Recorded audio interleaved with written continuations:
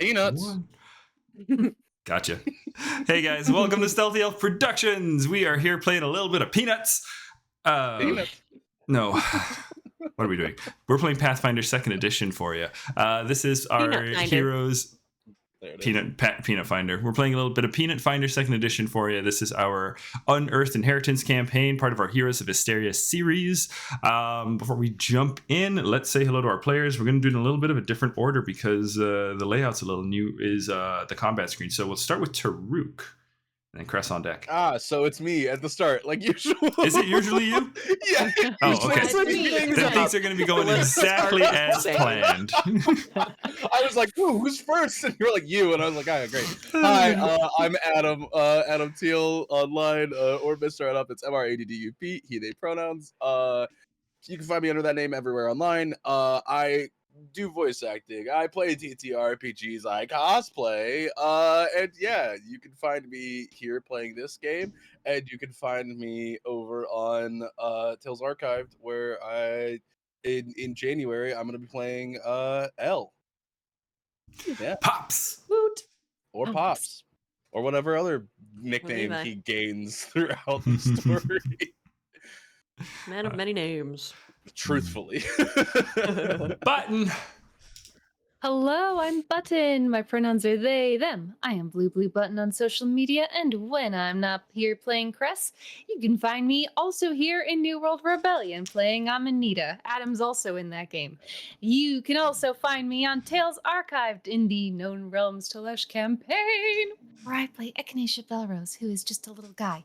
And then you can also find me in January playing Anorian, who is an even littler guy, in the same campaign.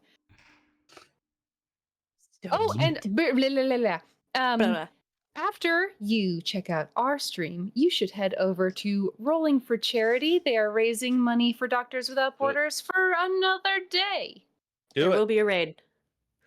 Do it. Yeah. Right now, Adam's right there. Alec, other A name, is GMing Blades in the Dark over there. Yeah. Just get sucked out of reality and put into that game. Yeah. We should just go over there and watch that. Can we stream their stream? Can we stream us watching their stream? That's probably some kind of do that. Good. Hannah. Hey, hi, I'm Hannah. I am right here on Stealthy Elf Productions for the most part, but starting in January, you can catch me over on Tales Archived as well. As you can see, we love Tales Archived. If you want to follow me on Instagram, it's Hannah May Hooray, and I am playing Farron tonight. Juicy little bad bitch elf with a bow. Nice. All right. And guys, we're missing Alec this evening. He is over at Button, what's the channel? Rolling for Charity? Rolling for Charity. Rolling for Charity. Woo-hoo. Blades in the Dark. Go check it out. And if you want to see more of Alec, definitely continue to check us out here where he plays Finn in Unearthed Inheritance, and then over at Tales Archived where he is the game master of Known Realms Telesh, and starting in January, Pirates of the Dual Seas. And guys, I will be your GM this evening. My name is David. My pronouns are he, him. You can catch me as the game master of all 3 Heroes of Histaeria campaigns. That includes Unearthed Inheritance, which we're playing tonight, Sandsea Saga, which we played last week and we're playing next week, and New World Rebellion, which was our new campaign that we started. That session's not on YouTube as yet, but it will be soon. We just got to do a little bit of splicing because it's a long session. Yeah. Catch the session zeros though. They're already up. Those session zeros are on YouTube. And you can also catch me over at Tales Archived as well when I play Whistle, the Hobgoblin Fighter in the Known Realms Telesh campaign. We're gonna be living our WWE dreams tomorrow. we are Mike Tyson and Jake Paul. If you like WWE, you should check out Tales Archived tomorrow. And wouldn't you know it, starting in January, you can also catch me over there as Gin and Tonic, the changeling thief bard of our little pirate crew. You're in that game? I think that's crazy. So. I don't know. Alec hasn't confirmed, but I'm pretty sure. Either that or Patrick took my spot after the Halloween after Really ElfCon. stole the show. Yeah. Oh man. Okay, guys. Any other announcements? Anything else we want to mention before we hop in? We love you. Oh, We love you. We love have an you. announcement.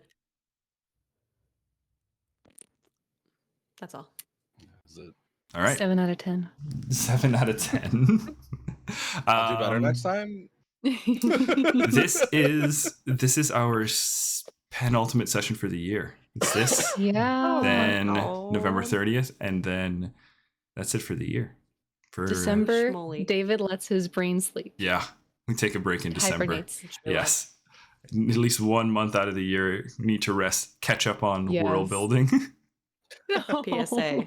Posture check, everybody. Thank you, Alec. Ooh, thanks, Alec. Thank you, Alec. Alec, have a beautiful Blades in the Dark game. You're Thanks, DMing Alec. right Everybody now. hydrate too. Is he? What a legend. We love him. We're gonna read you in a little bit. Okay, have fun. All right, Okay. guys. I wrote a recap, and I'm I'm so supposed to excited do for it this. kind of from the perspective of Cress. Mm-hmm. So, last we left off, everyone used a hero point immediately, which is how you know it's going to be a good session. Cress began with half of the party fighting Grindylows and seaweed heaps alongside Finn, Zin, and Chimney, and if Cress were not raging at the time, they would be afraid for Farron and Taruk, while those two explored the beached Guildman's Venture, Lycus's old ship, unbeknownst to any of us. But Cress imagines that Farron would take like 10 minutes to heal Tolka with a successful medicine check, and feels better about that if they were to take the time to think about it. Then they would fear that Taruk might start investigating the vessel without her. I'm sure that didn't happen. And discover crazy shit like sleeping slug-like abominations. God forbid Farron and Tolka join him sneaking upstairs where a loud creak might wake an abomination. If that happened, Farron and Tolka would of course hide successfully, but an abomination would then explore where Taruk quickly hid himself away. Farron would deduce that the monsters seemed to share qualities in common with fleshwarps, and then seeing an aberration head toward Taruk, she would throw something in the other direction in the hope of distracting it, only to accidentally wake the other two abominations sleeping in that space. This would cause them to hunt Farron, allowing Taruk to slip into a room out of sight and find both gold and a runestone, which would be neat. Cress is raging. Neat. They do not think about this.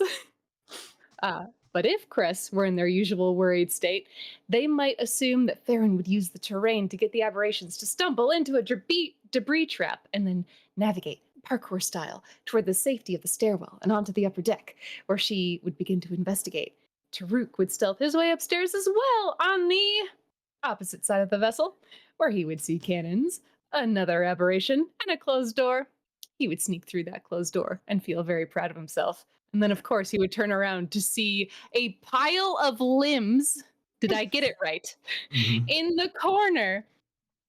Shifting from relief to horror immediately, Taruk would introduce himself to the pile of limbs that can talk and is one creature. The monster would ask if the lady sent him, we think that's Zadok, and ask if he's a victim of the Black Reef. Taruk would immediately begin planning exit strategies because Taruk is no fool. The monster would reveal that he was once a ship captain called Thalis Cess, and that the rejects from the Black Reef find sanctuary here, but that they are starving. This would be ominous enough for Taruk, who would respond by wrapping his tail around a door handle and escaping into the open air. Unfortunately, the limb monster would scream about it, and the other creatures near Farron would wake up. Cress doesn't think about that because Cress is raging. On the other side, it's about 2 miles away. Is that right, David? Yep. Oh All right, my about God. 2 miles away. Cress is, in fact, still raging. Finn would free the raging Cress from the seaweed, and Cress would tell him that they knew he would come, do a quick medicine check, and throw a junk bomb at the seaweed monster. It is kind of effective. More Grindylows show up, and a second seaweed heap, because David says the fight has to last just as long for this side. The Grindylow would try and fail to attack Finn. Finn is big. Meanwhile, Chimney would finally win his mortal combat with a single Grindylow. And we would all be very proud. The fight goes in full tilt as Finn drops the seaweed monster, allowing Cress and Zin into this final strike, and Cress would decide to turn into Wolverine for a second. Then Finn would continue with this one turn to decimate 2 more Grindylows because Finn is scary.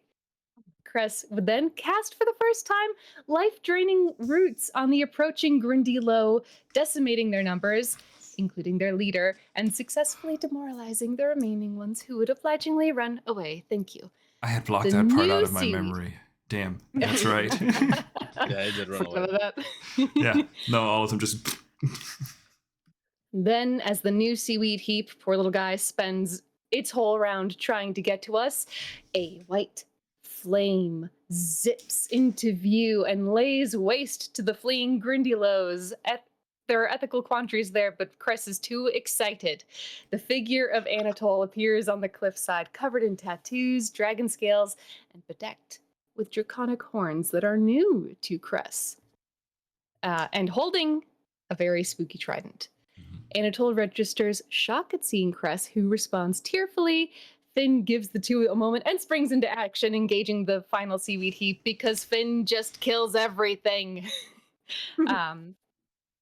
Cress gets to take a moment, though, to salute Anatole with their broken sword, addressing Anatole as the king of the Sandsea and healing their allies. In this fight, Anatole zips into action, fire coming out of his feet, like a superhero. And as he zips in, Cress hears him whisper to himself or reads his lips, "I was a fool to think they were gone," suggesting to Cress that Pascal did not actually inform Anatole about Cress's initial message back in the Whispering Jungle. They will be mad about it when they are not raging. When I'm done raging, I'm going to be pissed about this. I'm done being mad. I'm gonna get real mad. I'm being mad. I'm gonna be mad again. When I'm done being chaotic mad, I'm going to be a different kind of mad. The fight ends with Zin and Finn just Zin and Finn. I forgot Cress was bad at things. Laying waste to the final smaller heap. And though Finn was dropped, Cress is able to heal him up. They pick this man up, and the session ended with Anatole rejoining this group. Atop the Sandsea, kind of, about 2 miles away from a place where they have no idea there are severe problems. Mm-hmm. That is the recap. I did my best. Okay. I don't know about severe. Nailed it. I mean, That's fair. I don't want to Nailed actually it. clap because I don't want to set off the mic. well done. Well done. Golf clap. Go ahead, take a hero point for the recap, and everybody make sure to take your starting hero point as well. Yes. Don't forget your starting hero points. Let's put a little music on and put a little sounds.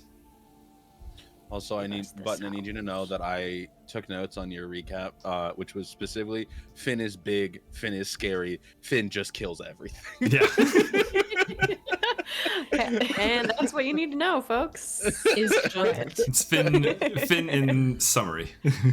Finn big, Finn scary, The Finn softest, kill all. sweetest giant. Speaking of Finn, at this point, we're going to start off on the beach. We're going to pick up where we left there. Anatole is crossing over towards you, Cress. Finn is moving away with... Finn and Zin are kind of conferring with each other, and Chimney and Anatole are just finished reuniting. Anatole looks across the beach at you, and you can see Chimney is still talking to him, but his expression says that he is not listening at all as he starts to take steps towards you. Dragging his trident, picks up speed, crosses the last few steps at almost a run as he just crashes into you and scoops you up into his arms. The Yeah, it's a dam bursting. This has been such a long time coming, and Cress wasn't sure that they would be able to find their best friend again. They weren't sure what state they would find him in, and the relief that washes around these two, I think, is almost visible. It's so palpable. Oh yeah, absolutely. You're alive! You're alive. It'd been so long. Oh, Cress. I'm sorry. I'm sorry. I'm sorry I didn't listen. What do you mean? What do you mean? When you came to me and you tried to tell me you were alive, and I didn't believe you, Cress. I'm so sorry. I don't blame you. I don't blame you. I could never blame you. From what I've heard, your dreams have been cruel to you. None of that matters. None of that matters now. Of course it matters. He's holding them, but they're like trying to shake him. They're just shaking themselves. Anatole tears down his face. Cress, just as you are in this embrace, I think amongst the things that you remark is on Anatole's chest is a large cross-shaped scar, somewhat over where his heart would be. And as he holds you, you feel an undeniable heat exuding from him. And he just continues to squeeze into you. Oh man, I can't believe it. You're actually okay. I'm okay. I'm so sorry it wasn't there. They'll touch his chest. Few things have happened, that's for sure. But now that you're back, I think things are going to start looking up. I'll take care of you. He holds your hand, the hand that's touching his chest. And he says, we're going to take care of each other. Zin approaches the group. Oh, bye, Adam. Adam!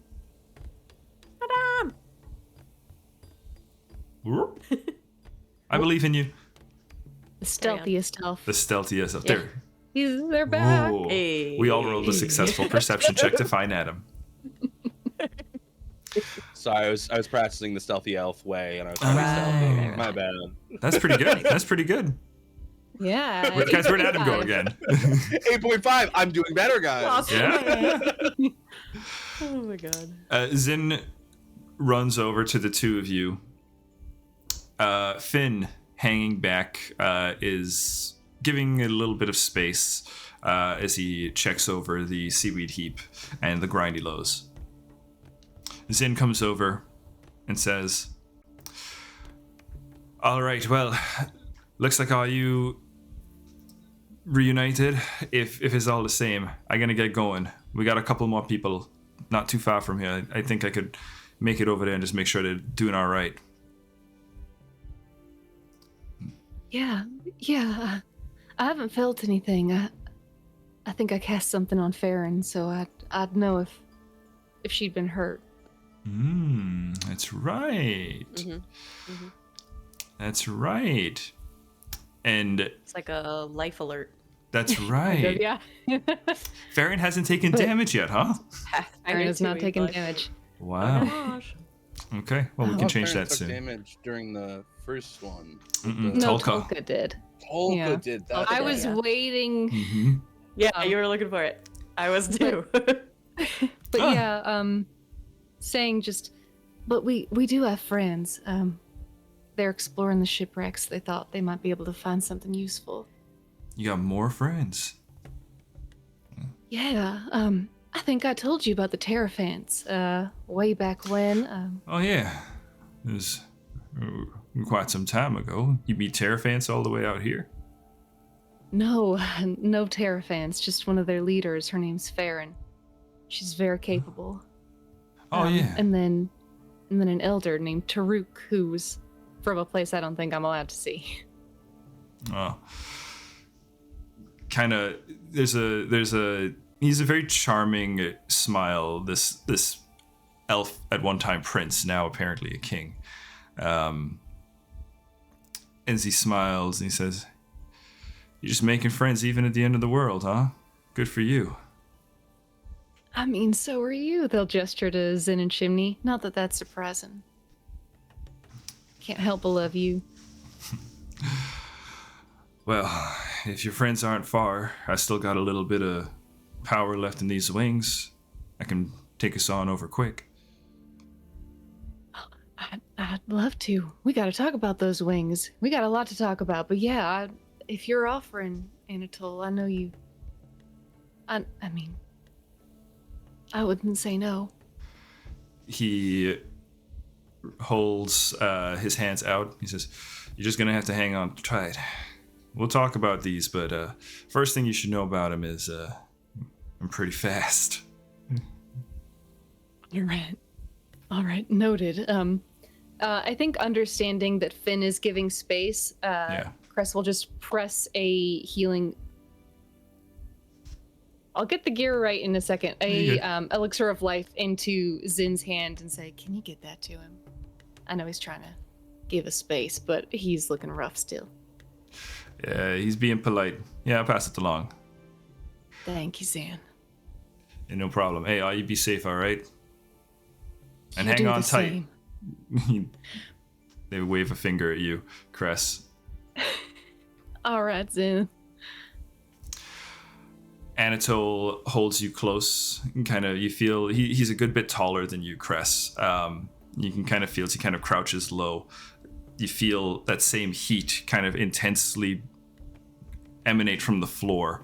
The sand around his feet begins to glow brighter and brighter, and then suddenly he shoots off jets from the feet that kind of kick up smoke and sand as the two of you are flying at... I think it's that Ghibli, like the wind picks up and like hair is tumbling everywhere. And if they had felt that Farron was in danger, they might be more stressed. But instead, this is just a moment of pure joy, and it's so akin to their experience with Cuthbert and the joy of that I think they're between the reunion and flight. I think Cress is euphoric. Cress and Anatole shares that same sentiment. As he kind of picks up, kind of feeling your joy, you see his face also split into a big grin as he is just laughing. "Ha ha! Let's go!" And the two of you are just flying through the air. He's actually taking the time to do a little bit of twirls as again, currently, nothing seems amiss. Nothing seems amiss. It's all fine. It's good. Everything's good. Let's shift over then and see just how fine things continue to be. All right, Farron and Taruk. Yeah. Cress, I got initiative from you already. I also got initiative from Anatole. So I think I want to change to this here too. One sec. Farron and Taruk. The two of you are aboard the Gilman's venture as Cress had described.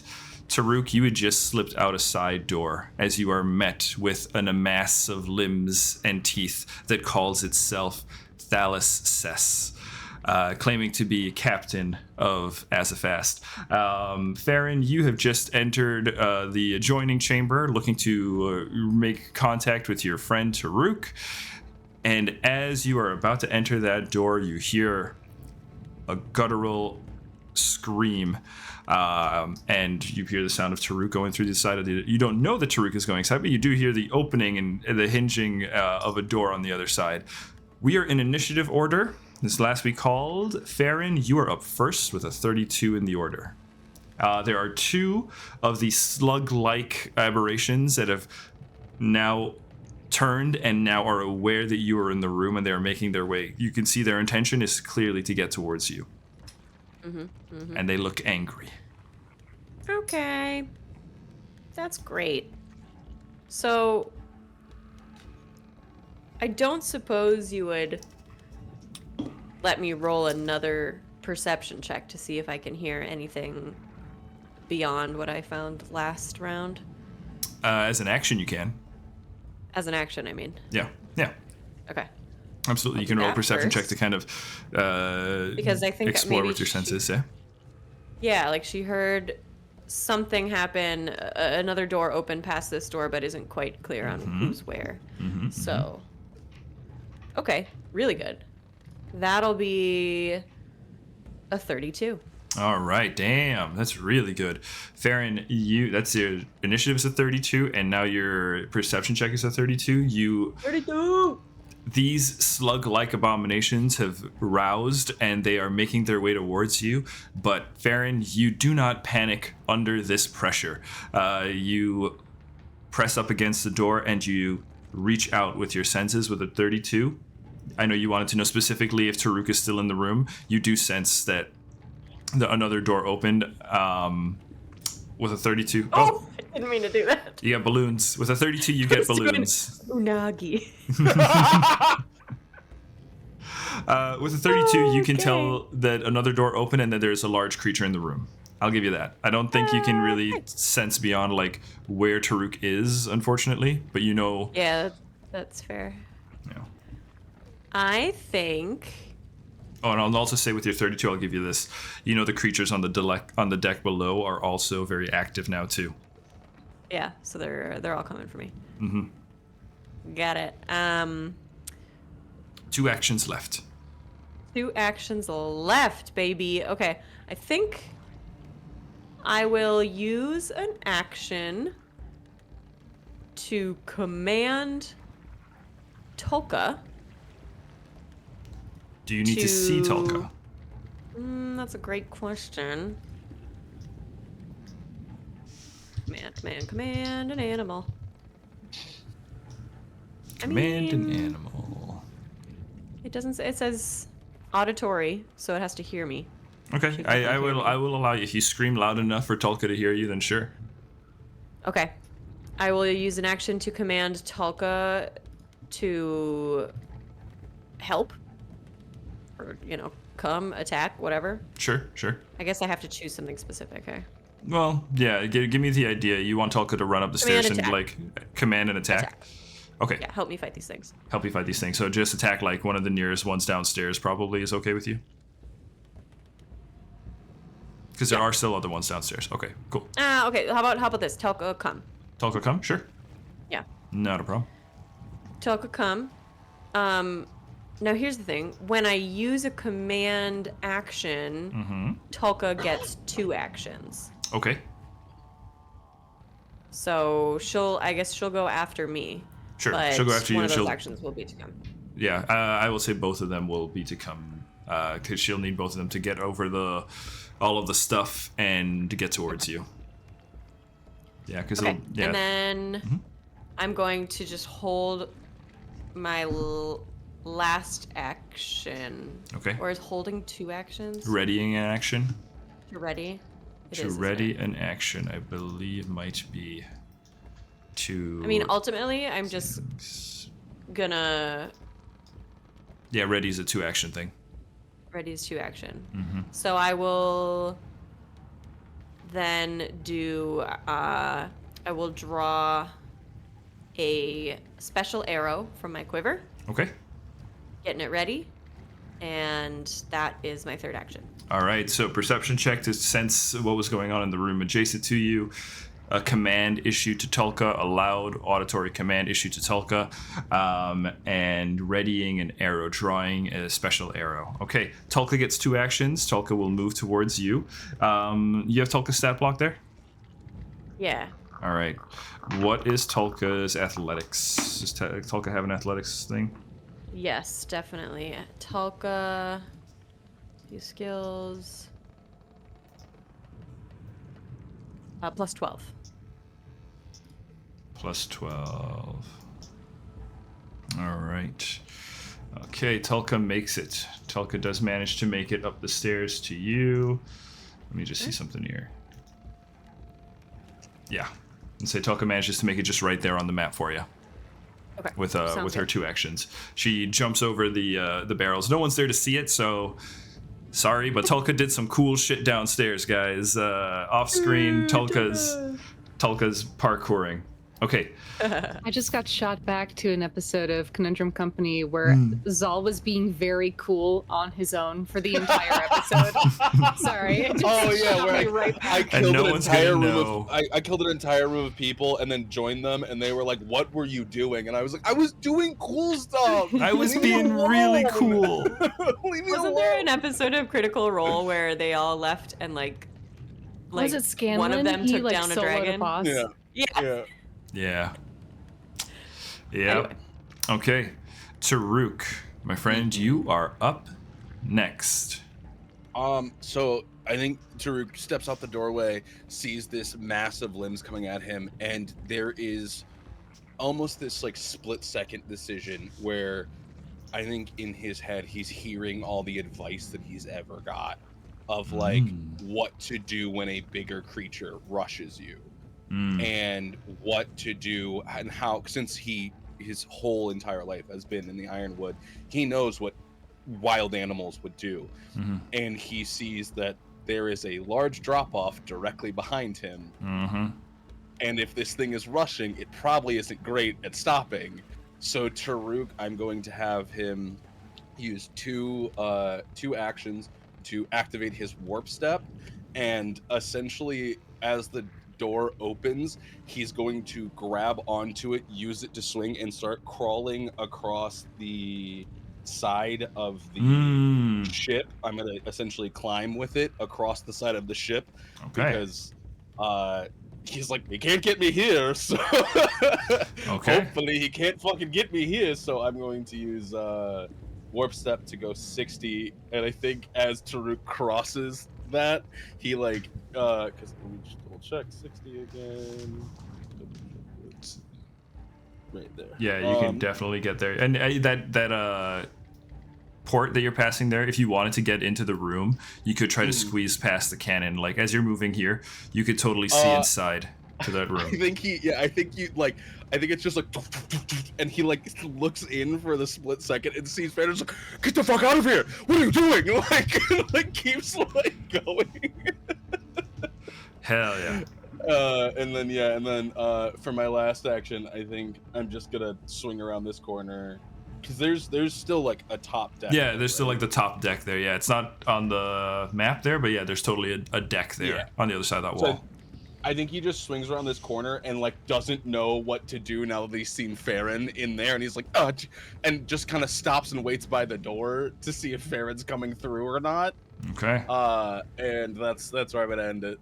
Okay. All right. Now, next in the order would be Anatole and Cress, but I want to go ahead and just kind of give the creatures their turn just to see what happens here. Because after them is Thalassess. Does he have to? Oh boy. He has to. Thalassess watched you go out that door, Taruk. He was coming at me, wasn't he? He was coming at you. But he is going to turn up this way. Well, what I'll do, let's do this. We'll roll a perception check. That's very good. Okay. It's a 19 on the dice. So Thalas is able to kind of track where you move, Taruk, along the inside. One action to perceive. Second action is going to be to move. And Farron, you were just loud on the other side of that door. Mm-hmm. Okay. I'm going to go around. Hang on. Okay. Thalas is going to get to the other side of the door, Farron, and use a shove action to push on the other side of the door for the last action. What is your fortitude modifier? Fort is 13. Or shove or reflex. Hang on. Shove might be reflex. Reflex? 1 second. Oh, it should be reflex. I'll check. Where are you? Should Where totally be are reflex. you? Skill actions. And I'm so sorry.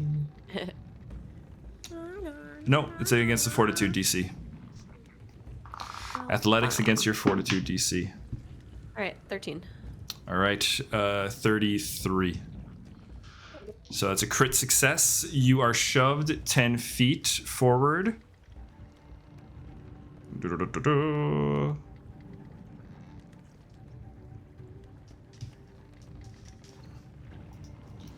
You were shoved 10 feet forward here. Whoa. The door breaks. Is now open. The door is now open. It breaks in a shower of splinters, and you see the flesh-warped ship captain on the other side. Not quite like Magnus, unfortunately. Not nearly as humanoid as Magnus, but you see this amalgamation of flesh, limbs, and teeth as it kind of crawls, and you can see its tentacles breaking through the and splintering the door frame. Okay. Let's see. Shove, just check. Shove does not put you prone, so you're just pushed forward 10 feet. Mm-hmm. I just checked. And the same door's thing. I open, was like, yep. Okay. Now it's the other monsters. They are up. Grab me, Well, okay. but not too hard. Just be Hit me, gentle. but not in the face, please. They are going Not the to. moneymaker. No. Where's that still the elf mask when you need it? They are going to. Now that Tulka's here. Hey, This Leave is a her 20 alone. foot range. I'll kill ya. Where's my ruler? alone. leave Okay. Brittany alone. We're gonna first move forward a few feet and lob a digestive spew at you. That is disgusting. Haktua. Okay, that's going to be a 24 to hit you. That will match. Okay. Oh no. That's going to be 10 acid damage to you. And Don't take it. Okay. And 1 splash damage to you and Tulka. So 11 acid damage to you, Farron, but don't take it. And 1 damage to Tulka. Okay. Reaction.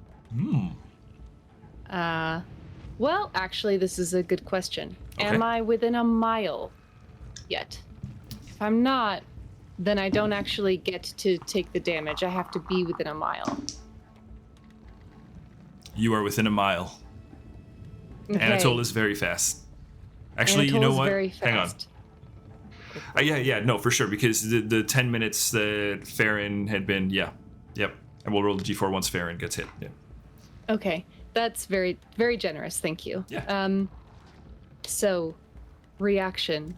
Cress had cast Life Connection when parting ways with Farron, and I can now take the Defend Life reaction, which triggers when the target takes damage, as long as they're within a mile of me. I take the damage instead. Okay. And I am now aware that Farron has been attacked. You So are that was now aware. 11 total? 11 total. 11 You total take the acid same type damage. of damage. Yeah. Yeah. Yeah, So you just start to exactly the feel same. Your skin is burning.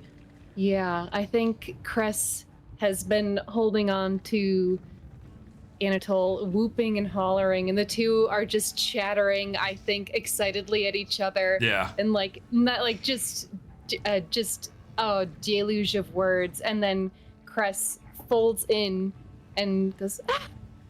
And feels that like singe across their skin. And they like untense just a little bit, and they look up at Anatole. All right, she's hurt. Well, no, she's not. I'm hurt, but she'll be hurt if they keep trying to hurt her. They got her. Well, hurry. Where are they? They went to the ships. All right. You point them The out. ship I'll get us graveyard. there. All right. Anatol's gonna zoom as fast as he can. All right, now, Farron. Go ahead and roll us a d4. This is going to determine how long it takes for Anatol and Cress to get there. Oh, you want me to do it? Mm-hmm. We'll roll. And then Cress, you can aid. Depending on the degree of your aid, you will affect the number of rounds. So, Farron, go ahead. You can roll us a d4 plus 2. Roll a 1. It's a 1. Wow, best timeline. So total of 3 right now. Timeline. Okay. Cress, Okay. you're up. I'll give you the DC now. 1 sec. Let me just pull this up. I'm rolling my dice from Golden Gorgon. They were made just for me. And they were rolling fire yesterday. Okay. Let's go. DC 22. Okay. And you said I can use medicine? Yep. Yeah, you can use any skill, Alright. but you gotta give us the flavor of the skill. Yeah. I'll wait to give the flavor before we know if it succeeds or fails. Fair enough. What I will say is that my dice, my beloved dice, what you have to do is roll at least a 4. And I rolled a 10. Hey. Plus 18 for 28. 28 is a regular success. You will Regular reduce success. it by 1 round, so in 2 rounds, 2 Okay. rounds. you will be there.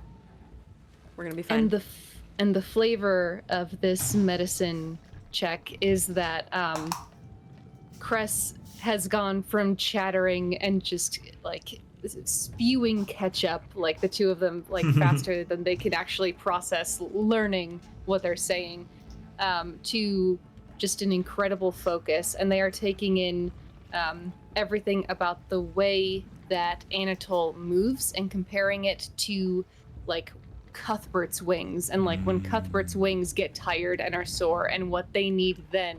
And I think that they're like, it's a strange experience for Anatol. Chris is just like adjusting his wings and like his posture even. And they are making him just like, they are taking care of in advance anything that might slow him down. Okay. Yeah, that's brilliant. And Cress, I'd also say too, with that, not only are you able to kind of guide and advise him as you can see, he is pushing himself to his limits and beyond. He is going full plus ultra. And those moments where he's straining, you are able to offer him a little bit of guidance, enough that he can kind of like catch his breath, teach him how to use the wind and not just kind of like power through it. You've been flying for a while. And yeah, I would say also too with your medicine check, the other thing you notice is that as he's pushing himself here too, that heat that's coming off of him is becoming just a little bit more intense. Also too, the scar on his chest, because you are doing a sort of physical inspection at the moment, you can see that scar kind of glows like almost as if there's a flame beneath the flesh. You can almost see along where the flesh is now, along where his skin is, stitched itself back up. You can just kind of see the ember-like glow from within his chest. I'm Anatol. I'm gonna take care of you. His teeth are gritted with determination as he's flying as fast as he can. Okay, 2 rounds out. That was 2 actions for the creature, that first one. It's going to use its last action to close the distance with you here, Farron. I can close the distance. I can close the distance. This one is going to take 1 action to jump and like pull itself over and move. So I'm going to call that 2 actions to move into that position, because it's climbing over the staircase and onto the stairs. And like as it drags itself over, you can see the boards of the staircase kind of cracking and straining beneath its girth. As it pulls up behind Tulkan, it's going to attack Tulkan, now flanking with its friend.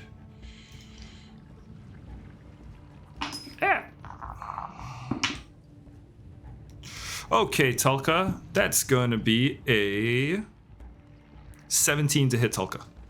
Yes. Tulka's AC is reduced by 2. Still miss. Still miss. Okay. All right. That's its full turn. Actions to do that. Cool turn, bro. Okay. Cool turn, bro. And then these guys, I'm just going to do some quick things here. Oh, hang on. I'm an idiot. Well, this we know, but what do you mean? Tulka You're is very actually... Tulka doesn't come out of that staircase. If Tulka goes up the staircase that Tulka was next to, Tulka Oh, it's the far one. is in this room. Oh my god. Okay. If Tulka went up the is 100% stairs. true. Yeah, it wouldn't be this staircase.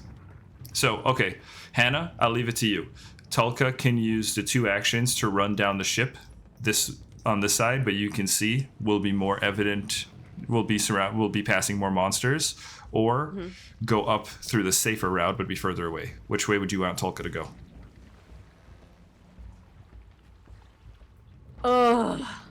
I guess I think Tulka would probably follow the path that I took. 'Cause Follow the path that you she took, saw yeah. me Gee, that's jump what I was over the thinking rubble too. and Yeah. drive up.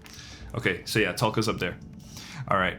So then Tulka did not take that. Tulka did not take that. damage. Yeah, Tulka did not take the splash damage. And instead, now I'm just going to focus on beating me? you up. Yeah. Yeah. Okay, so still 2 actions to get there. All right, what's your movement speed? Yeah. 2 actions to get there. And then we're gonna go ahead and try to trip you. Oh, how are you now? It's going to run up, and as it's kind of pulling itself up along the stairs, it's going to reach out with its hands, and you can feel as it tries to grab around your ankles. What was your fortitude DC? 24, I believe? Fortitude or reflex? For trip? 1 sec. Trip, where are you? Skill actions. Trip is a... reflex, against your reflex. Huzzah. I have a plus 17 in reflex save. So 27 is your reflex? Okay. Let's see here. 25. So you succeed. You succeed against the trip. You are able to, as it, let's see, that's a regular... just regular failure, so nothing additional happens. But as the creature runs up and as it kind of like slithers over the stairs and it tries to reach out and grab at your ankles, Farron, you see him coming and you just kind of hop up and dodge as it kind of as it tries to reach out and grab you. Okay, Tulka went upstairs. These guys are going to use their full movement to chase Tulka.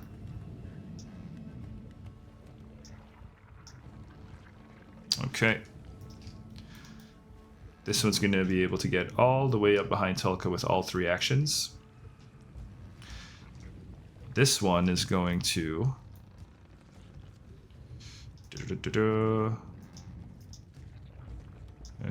Okay, yeah, easily able to get within space with 2 actions and is going to... Actually, with 2 actions, it'll get back here. 2 actions to get there, and it's going to take a digestive spew at you. Farron. That's a natural 20. Great. Natural 20 to spit up on Farron. Sorry, Farron. Okay. It's going to be 8 acid damage plus 4 splash. And these guys, they are... Hey, fun fact, now you know, Farron, these guys are immune to acid, so they don't suffer splash damage from each other. So... Makes sense. 8 plus 4, 12 acid damage to you, Farron. Got it. Okay. And this guy... We're going to take our whole turn to move all our movement. Whoa. To here. Okay, that's all of the little guys. Bringing us to the top of the order. Farron, you are up with Taruk on deck. Okay. So... I think... Okay, so the the arrow that Farron drew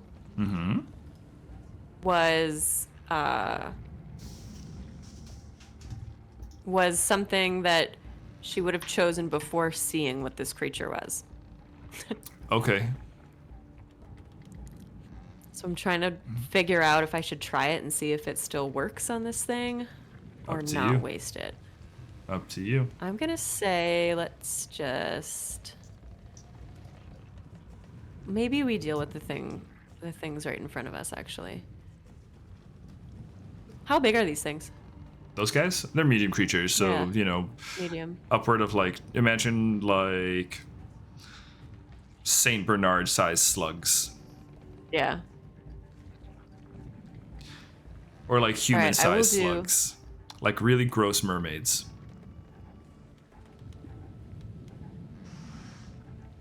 I think what I will do is actually this thing just fucking busted open a door and is terrifying.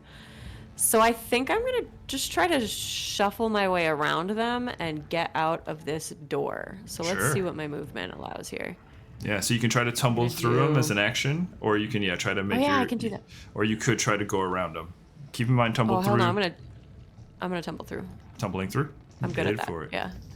Tumble through is acrobatics. Yeah. So I am do the space of one enemy. I can only go through the space of one enemy. Correct. Yeah. So the one directly ahead of you, probably. Yeah. Okay. And then, yeah, to ultimately, I'm trying to get here. 35 is my speed. Okay. That's 2. I can't tumble You through c- twice. So do I have to go straight and then use a separate stride action? You can hang on. So you stride up to your speed during this movement, so you can tumble through, and you'll still have your movement speed. Oh, that's right. Durr. Yeah. So you still have your. So you can tumble through and then continue your movement speed as normal. Okay, so that's what we're doing. So Yeah, and that's still First one. action is That's a still one action. stride. Yeah, because stride is built Yeah. into the tumble. correct. If you fail though, then you don't move at all. Right. But I'm not gonna fail. Sure. It's me. It's Farron. Sure, it's fair. Okay, so tumbling through. Do it. This is an acrobatics check against the enemy's reflex DC. Correct. The ball is rolling up the hill. The ball's always rolling up. That's the thing. I'm the ball's gonna always use- rolling up. I'm gonna use a hero point. You're gonna use a hero point. 'Cause Okay. The ball's rolling up. All right. That's Using a hero point. a natural 20. Because the Natural ball is 20, rolling the up. What ball did is I say, rolling yo? up. The ball is rolling up that hill, baby. Farron, you are through that space. So you still have. Okay. So that is a I still difficult. have So 2 that. actions. Yeah. So that square is difficult terrain, right? So that's 10 Okay. feet of your movement there to move through them, right? You still have your additional whatever left in your stride. Yeah, so 35 feet gets me right up by the door. Okay. Well, it'd be 25 feet because the moving through the one creature is double. I gotcha. So I will use another action to Stride through. stride through the door. Is that a Okay. thing? Yeah. Do I have to stop and Stop, open the door. Yeah. Unfortunately, yeah. That's it. Opening the door is an action. so then all I can do is move here or move here really and then take another action to stride and then open Correct. the door. Correct. Yep. So you'd be at the doorway now. Okay, well, at least I'm at the doorway. Yeah. That's fine. You're at the door. And then I'm just gonna pop you over one more spot. There you go. Now you're in line with it. because Tolka's a mature wolf, she can take an action without my command. Okay. So she is going to run. Run, Tulka. Wait, there's no door over here? It's over here. Okay. To the north. So Tulka. Where's my ruler? You're gonna go down, across. What's Tulka's movement speed? I believe it's 30. Let me check. 40. 40. All right. So you can go to there. So right Lady. there. Can she jump? She can, but it costs an action. Okay. Yeah, you'd have to do a whole thing. So That's all right. I think she's going to be out of there. I don't think they can move 40 feet, so I think she's That's it. Okay. All right, Taruk, you are up then, my friend. And So then this Cress door- will have you on deck. This door is open, right? That door is Fair open. enough. You see, yeah, you just see the door like swing open, and you hear all the guttural screaming and everything from within. I think as the door opens, Farron, you would see Taruk like swinging around the edge of the ship and like landing and being like, "Good, you ran! Oh god, most people don't do it." And like just like runs over to you. So I'm gonna use my stride to get over to the door.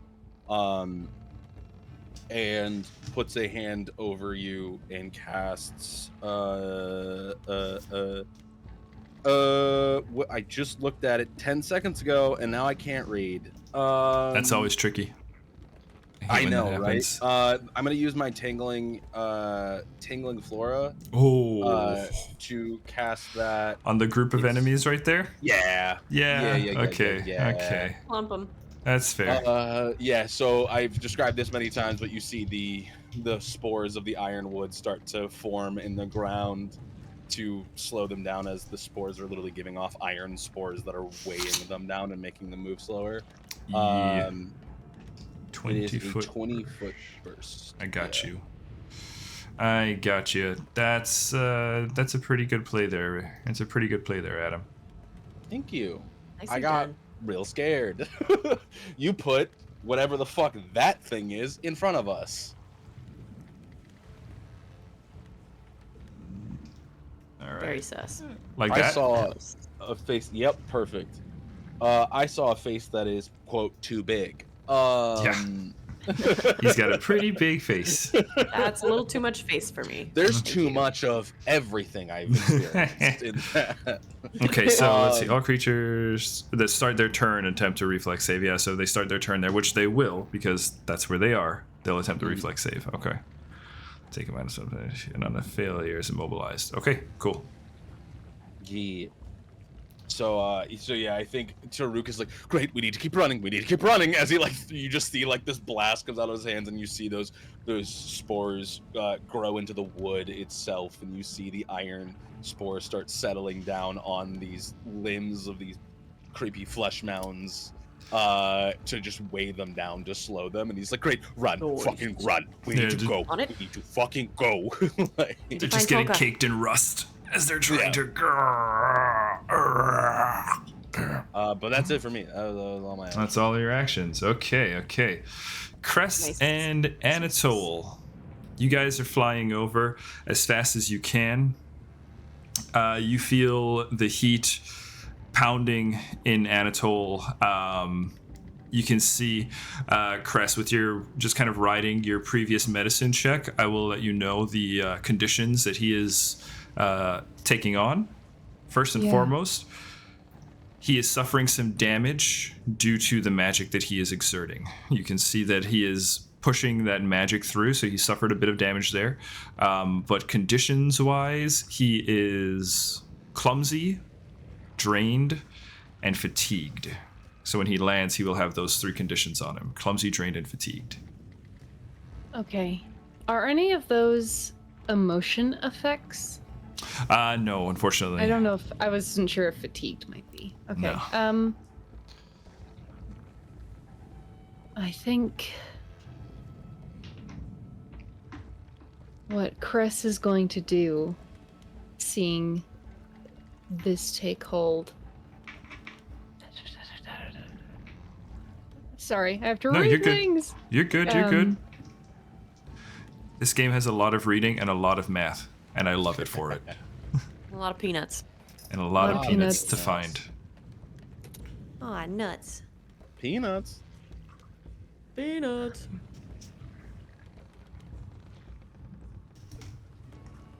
As he's gripping Okay. you, you can feel his breath Hey. getting labored. Hey, I got you. All right, I got you. Can you open your mouth? And they lift a bottle to it. He's like, oh, yeah. Opens his mouth and you And- put a bottle. And they'll pour an elixir of Laughing in the life. wind. Oh. healing him for 12 total. 12 total.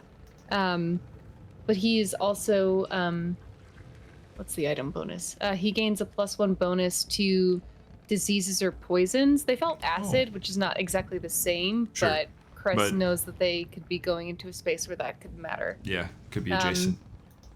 And it specifically says that it accelerates a creature's healing processes and immune system. So I think Cress has chosen this in part because I don't want to slow down combat now that I know Sure. what I'm dealing with. I can read about it, but also just like they're feeling that like, okay, this magic is attuned to something in his chest. Like this heat is coming from him. Mm-hmm. So if we can take care of that, if we can take care of his body, hopefully that will help with the magic affecting him. You actually, with 12, perfectly undid the fire damage he just suffered. Because he just suffered Hey. 12 fire damage. Oh, Anatole.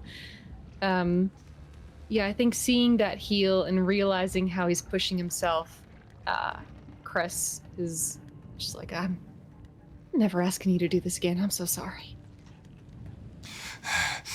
Don't worry about it. We do whatever we can to protect you and your friends. This is why you need to be king. Cress, as you look forward, you can see the ship. You can see, you guys are one round out. You can see Taruk on the deck. You can That's them. Perfect. Hang on. We're closing in. Okay. All right. Cress heals Anatole. Okay. Thalos Sess up. Thalos is going to...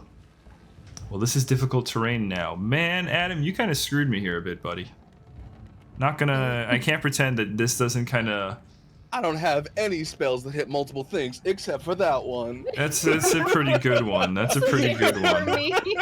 That was the only thing I had that I was like, I gotta slow every motherfucker down that goes through this space. Yeah, that's that extra 5 feet cost of movement, man. This thing doesn't move very fast. This thing does not move I very know. fast at all. It doesn't. It's got a lot of hands, and it's got some tentacles, and it's got a lot of teeth. It doesn't have a lot of legs. Oh God. Dude, don't skip leg day. That's all I can tell it. It doesn't have a choice. Look at Taruk's physique and he just goes, don't skip leg day. I've got to use all 3. I've got to use all 3 to get. Alec, thank you so much for the hero points.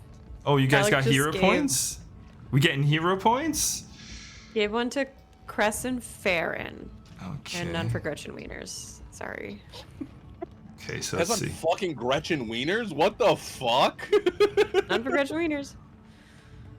Just saying. Let's Oh. try this. Oh! Hold on, new developments. What's up? Shit. Taruk, Button just gave you a hero point. Oh, damn it. It was a pity hero point. It's fine, I'll be Gretchen Wieners. Okay. Oh, Gretchen Wieners gets one this time. I think even with all of my movement, you suck.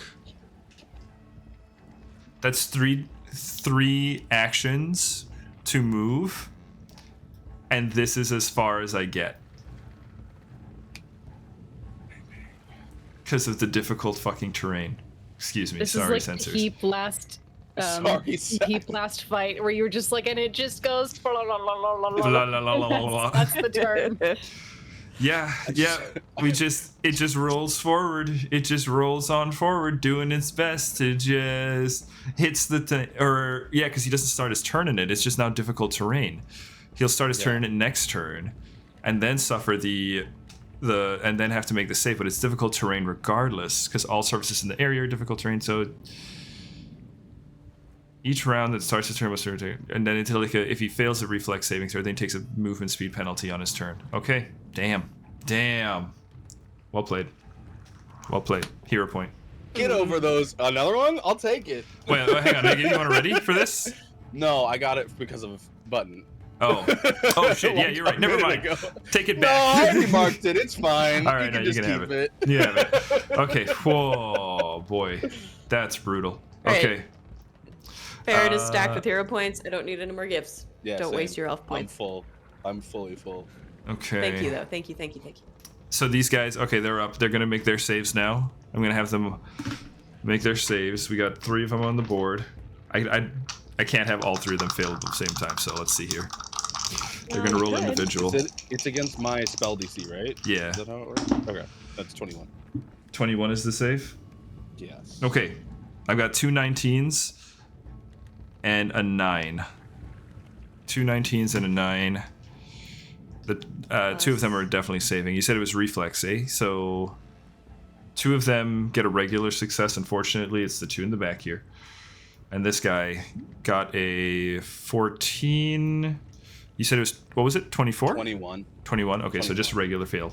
Okay, so you are minus 10 foot movement speed until you leave the area. And on a critical failure, okay, no critical failure, so no one's immobilized. Okay. Damn. Minus, so we'll start with the one that's Good shit, minus good 10 shit. foot movement speed. And this is difficult terrain. So it will take 1 movement action to do this. 1 whole movement action to take move 1 whole step. And then it will take a second movement action to get out. And then we will take a spew at Farron again. Get off my ass. Well, that's what's hanging out in the door, so that's right going to there, be... Little bit of booty Oh, in the yeah, you'll doorway. get splash damage, don't worry.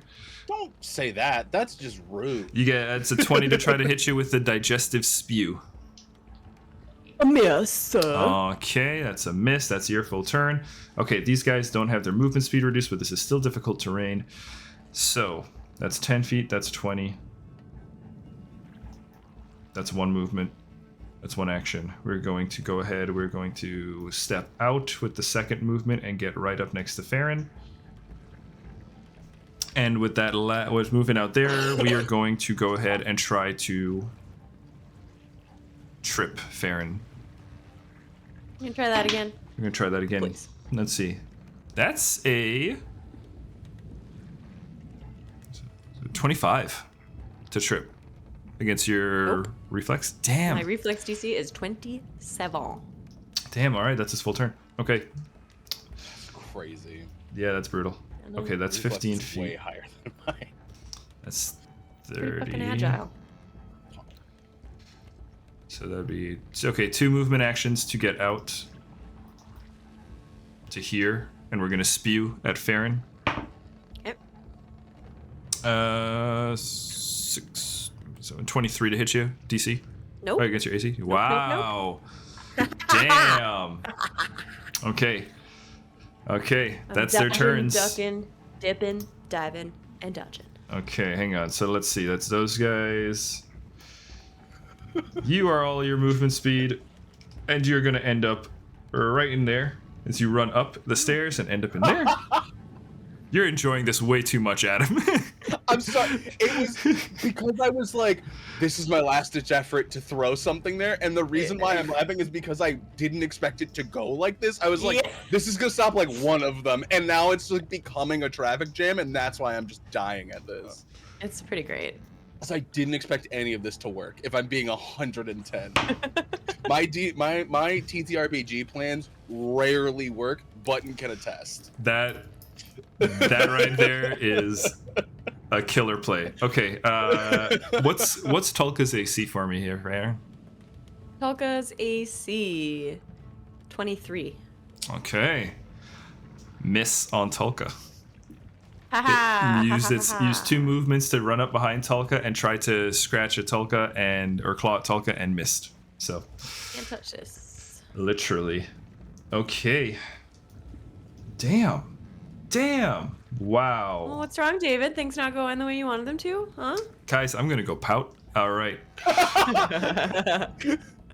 I'm Top of the pout break. order, Farron, you are up. Anatole and Cress, on your turn, you guys will. We can go ahead and we'll add you onto the map.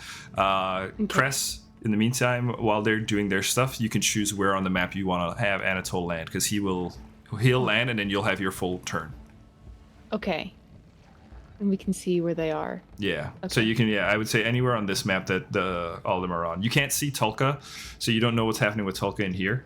But you can see Taruk, and you can see Farron, and I would say as you're flying in very fast, you can see acid, digestive spew just showering outside of the door frame as Farron is ducking and dodging as they're trying to hit her. Okay. Okay.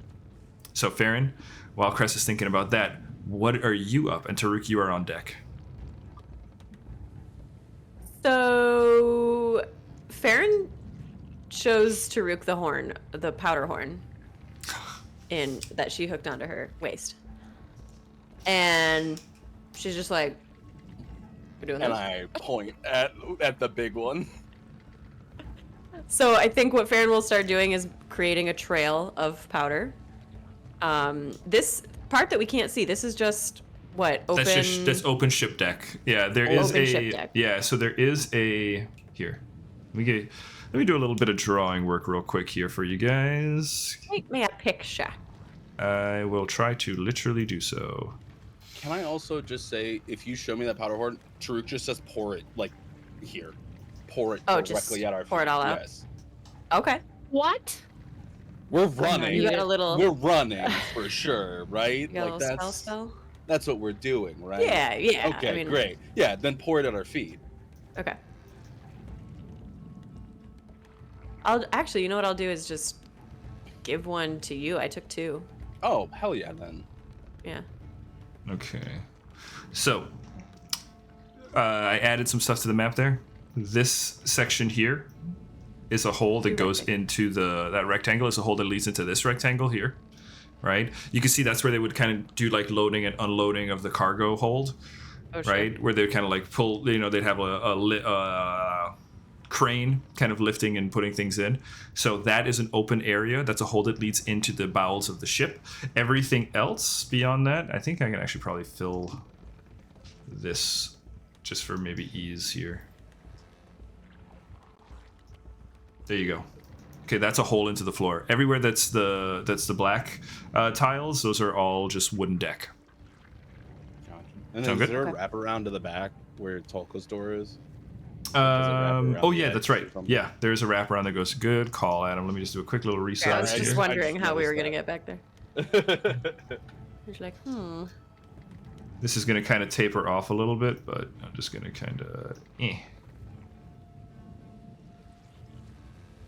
think it'll be kind of like that. Whoa! I didn't realize it was growing on below there. Guys, the ship is moving. The seas are back! We're saved! I smell seawater. Father, is that the sea? Father, Father, she's back. She's back. The seas have returned, Father. All right. That's right, little Timmy. That's Mooney's voice. That's the voice we do for our dog. That is Oh. That is Mooney's voice. Okay, there you go. Does that kind of help? Yeah, so there's like a tight little walkway that leads towards the front. Yeah, there's kind of like a little forecastle area that is at the front there. Perfect. Okay. So, you want us to dump it there? Do you have a means of lighting it from afar? Yeah. Okay, cool. Then seen let's him do go it. ahead. Let's go ahead and you can dump yours there. I'm just gonna do a trail so that we can get a little bit further away. Okay. So I do a trail. Let me just read exactly how this powder horn works, Sure. because there are specifications here. Okay, a horn contains 500 doses worth of black powder. It can be detonated by leaving a small trail of black powder and then lighting it. Each 5-foot square requires 1 dose of black powder to trail through. Okay. We have plenty, that's fine. As long as the horn is mostly full, it can be detonated to deal 1d6 fire damage in a 5-foot burst. It's actually Okay. not that much. Yeah. So 5-foot burst. I'll just draw that out for you guys real quick.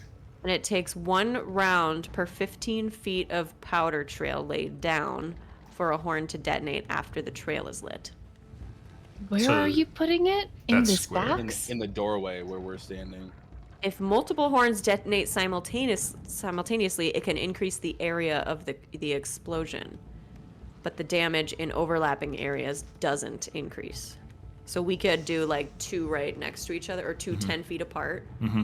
And then it would be a... to Yeah, cover so 2. a 5-foot burst is what I have there. It basically is just like, imagine that it's in the center of that that square of 4 blocks. Okay. Yeah, and it affects those 4 blocks. So button right here is what we're essentially cutting the door off. That's an explosion. Sure, yeah. The one that we're Okay. standing. Like right. So I'll You're do standing that. on a door, you're gonna drop down? Where? So I'm just gonna dump the powder, like here, and Taruk will dump his here, and so I'm gonna action to dump, I see what you and guys are doing. then, right, and then I'm gonna run. I'm gonna run here, this direction. Okay. Just check that measurement again for me. Try to go exactly diagonal or square. So it'll be from my current spot. It'll be a 2-move action to get around this little. Yeah, no, And you're hang running on. off the Well, boat. no, so that's the problem there, Nan, That's is the boat. that's the boat. That's fine, but your movement. Just make sure, because the tiles, you'd have to go like this kind of thing. You see what happens when you got to just stay within the center of the squares, because when you just drag directly like this, I can't really see this. you move through you don't move through the squares properly. That's like that's direct line, but character or token path has to be within the center of the squares. So like that. But this is just a flat deck. Like, you can just move in a line, right? Correct. Yeah, you can just move in a line. But what I'm saying is, when you do like a direct drag from your token like this, you see how the line, it's a 55-foot line, but it doesn't pass through the center of all the squares. Your character cannot move like that. Your character has to move within the squares. That doesn't make sense to me. We've moved like that. So you can do it this like whole this. time. I know, and I've tried to tell you guys to stop doing that. Yeah, it's different in Pathfinder. Yeah. Like the way movement So you can is measured. So you can do like this. You can Okay. still get there, but do you see how this yeah, movement either is way, I tracked? have enough. I just this ruling is weird to me, but I'll show you on the So- break. okay. So drop powder horn, 1 action, 2 actions to move. get my shelf. Oh shit, wrong one. God damn it! Move here, right around the corner. What's your movement speed? 35. Okay.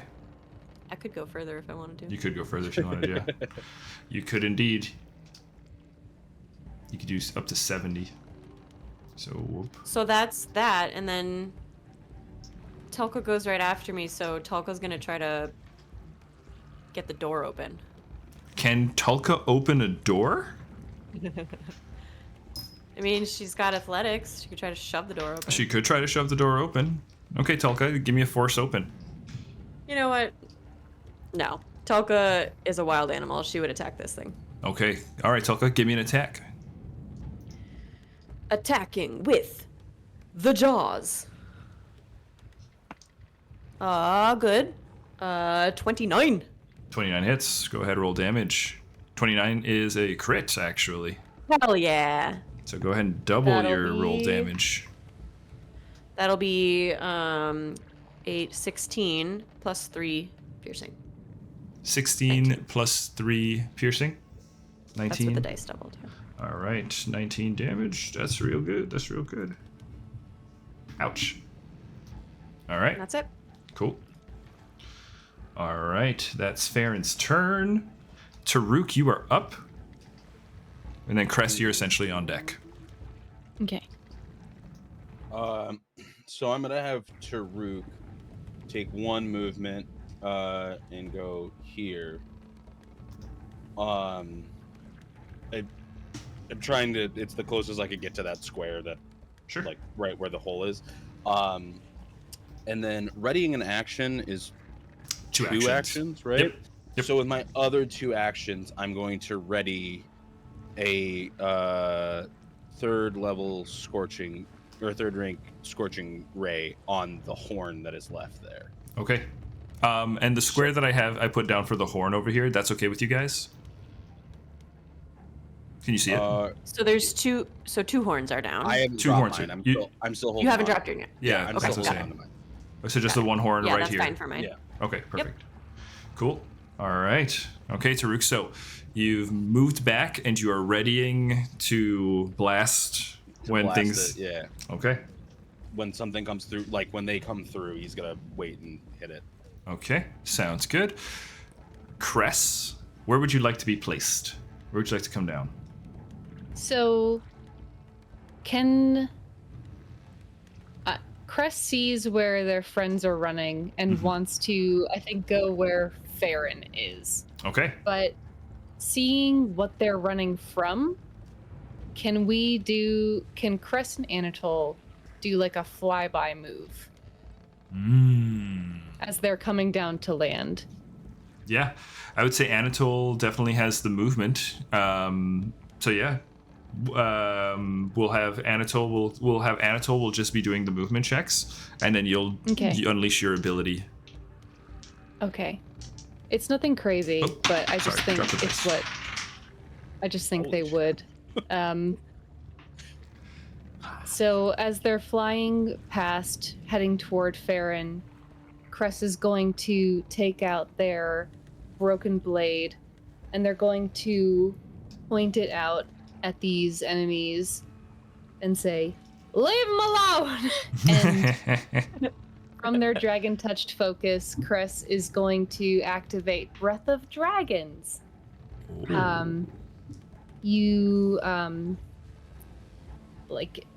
It bursts out either a cone or a line of energy. I'm gonna do a cone. Okay. It's a 30-foot cone that requires a basic reflex save, Okay. and it's gonna hit everyone but the guy closest to the horn. Okay. I can't get him. Okay. Wait. Hang on. Because the drive-by. Because this area is all enclosed, except for the. It's enclosed. Oh, yeah, so I except can't for see here. them. Yeah, I would say you can see this guy. Like if you guys like drive by fly, you can see either this guy, or you could probably see this guy. You know, like if you're think- flying from on this side. I think if Cress couldn't see all of them, they wouldn't have this idea. Okay, sorry. So, no. I misunderstood. That's on me. So I think what they're going to do is just fly straight to Farron. Okay. Um, We'll have Anatole set you down right over here. I'm just gonna move the tokens real quick. I Like that. think Right, just like that. they'll All right. Be right. If they can be right on our girl, because they know that she's probably hurt. Yeah. Thank goodness you're here. What happened? There is something disgusting in that room, and we're trying to blow it up. And she points to the powder keg horn on the floor right outside of the room. The room on the boat that we're on. All right. We're leaving then. Yes. Oh, yes. We need to get Tolka first, though. All right. Tolka is a lovely dog. Anatole. This is Farron. Farron. This is the king of the Sandsea. Anatole. It's quite a title. Anatole. Nice to Your meet you. Majesty. He's like breathless. Nice to meet you. Where are the enemies? Where are we fighting? How does Farron look? Farron is not quite bloodied. Not quite bloodied. Okay. About a Chris is third. gonna- About a third down. About a third down. You can feed someone a potion, right? Yeah, if they allow it, yeah. I'm sure Farron is a willing creature. You mind? Okay. I'm gonna give you an elixir of life. It's gonna be this plus 6. These are a rolling fire all day. Okay. 6, 11, 12, 13, 14, 15 plus 6 is 21. You heal for 21 points from this elixir of Incredible. life. How is Anatole looking? He's still, I imagine, clumsy, drained, fatigued. Clumsy, You can drained, tell if that fatigued. was Yep. Okay. The only damage he's suffering currently is due to his drained condition, which reduces his hit point max by. He's drained 2, so twice his level. So he's drained, but that's the only damage he's currently suffering.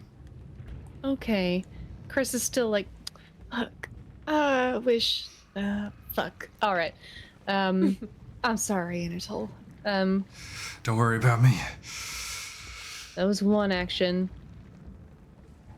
Measuring. I'm very sorry. I had a You're plan good. and then I realized I didn't understand the map. No, you good. You good. That's on me. I had a hero point for every time that happened. You'd have I'd be way such too a many hero hero. points. I'd never go down. I would never fail. I do. I can't throw that far.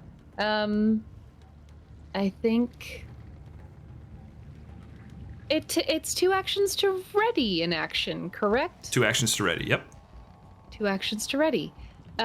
Cress will ready if it triggers, if Taruk gets to them, feeding him a potion. Okay. He's hurt. Okay. So yeah, if He's Taruk not. gets swarmed and But takes that's damage. Never Readied. mind. They would be able to tell he's not hurt. Sorry. No, you good. They ready the action for... Can I ready an action that is a 2-action thing? Yeah. Yep. Okay. I Just believe making so. sure. Then they're going to ready an electric arc for any enemy that gets within 30 feet. Oh. That'll Sorry, I'm be just their reading turn. through. Yeah, It says a single action. Is this like Ready- a spell? single. It's a spell. Yeah. Okay.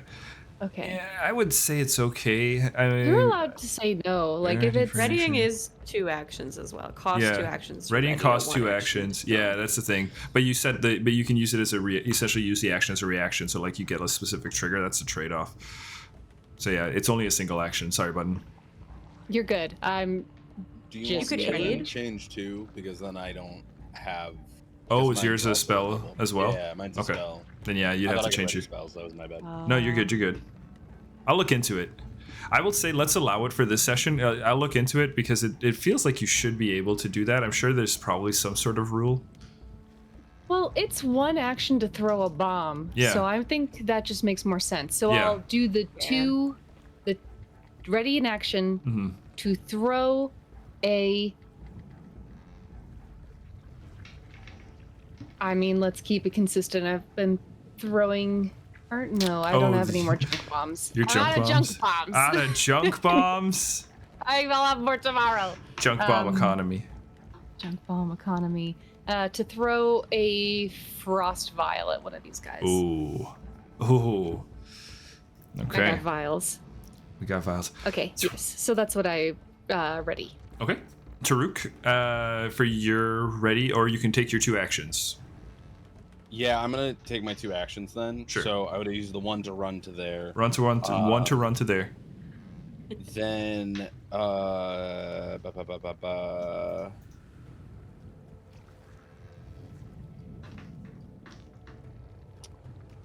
Dude, you're gonna fucking hate me in about 2 seconds. I kind of already do, man, so don't stress it. I'm just Great. playing. I cast Tangling Flora right over where that bomb is sitting. I'm tracking my because I figured out how Magus works with spells now, so I get it. You can cast more than once. It's per Yeah. level you have a certain amount. So like Yep, here, yep. kinda, or do you want it to kind of like shift over? Shift over towards me because I don't want them coming at me. Sure, like this. Okay. Yes, yes, perfect. Okay. I had to stay a lot closer than I was comfortable with to cast, and I was like, I want something to slow them if they're coming at me. Okay. That's Tangling smart. Flora is set up there. Oh boy. Sorry, David. I'm so sorry, but No, it's okay. You guys are. I'm almost out. You're so- playing. You're gaming. You're Don't gaming. apologize. He Okay. loves this shit. Yeah, I do love this shit. Okay. So let's see. That probably kills the Tangling Flora that's inside, right? Yeah, against Okay. the concentration. So Okay, so that means I'm going to not have to make the save because he's not going to start his turn in it. That's key. So we got our full movement speed. We are going to go. I feel like I'm about to set off a whole bunch of chain reactions here, but that's what would happen. Actually, you can move through your friends' spaces.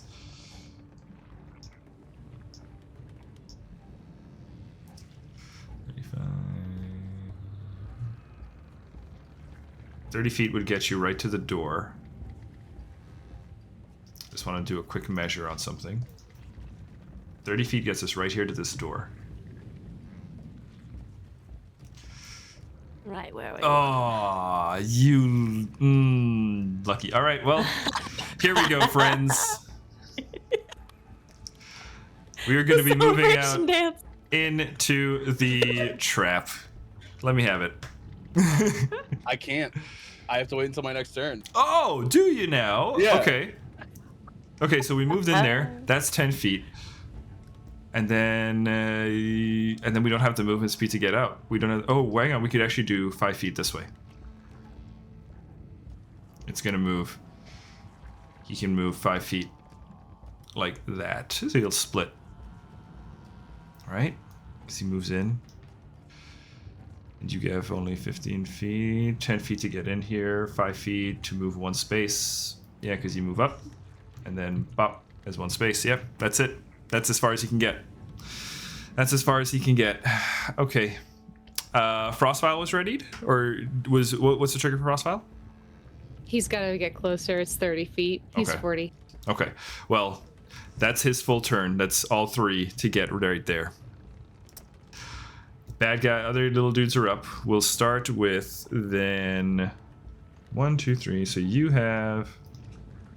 We're going to have you come out. This is going to be difficult terrain. So that's going to be 40 feet to get there. Sorry, guys. Calculating Good movement time. speed. We're messing with terrain. We're at all this point. figuring it It's out, hard yeah. to move around. Actually, I was just making a clip, but We're going to have you move Actually, I here was with just your chilling. full I'm move. busy. I was doing other things, in fact. Other very important planning things.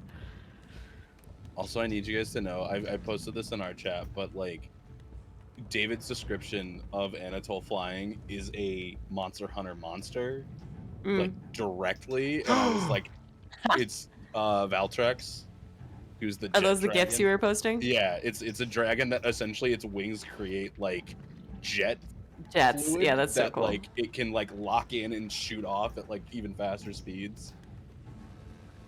Yeah, that's pretty epic. And then I was posting clips of Shinra. you see my peanuts gif?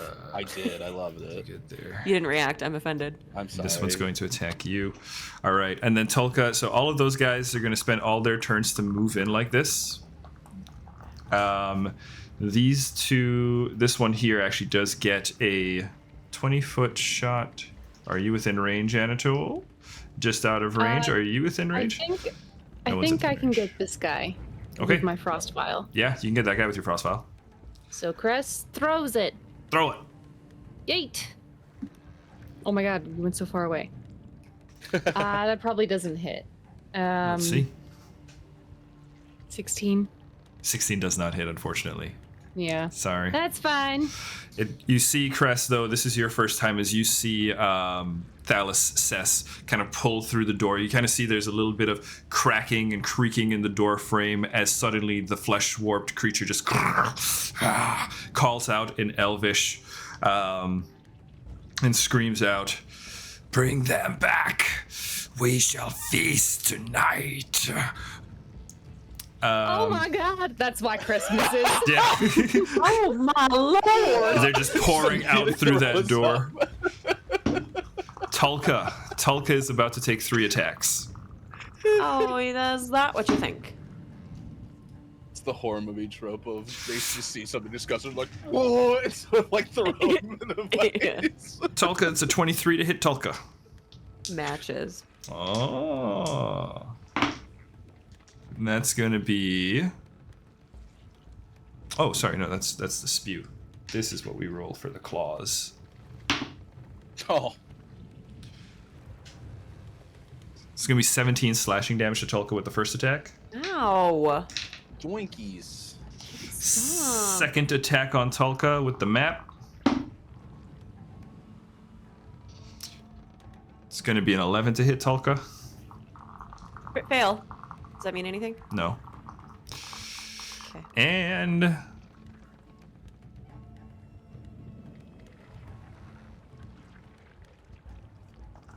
Yeah, last action. It's going to let out a piteous moan.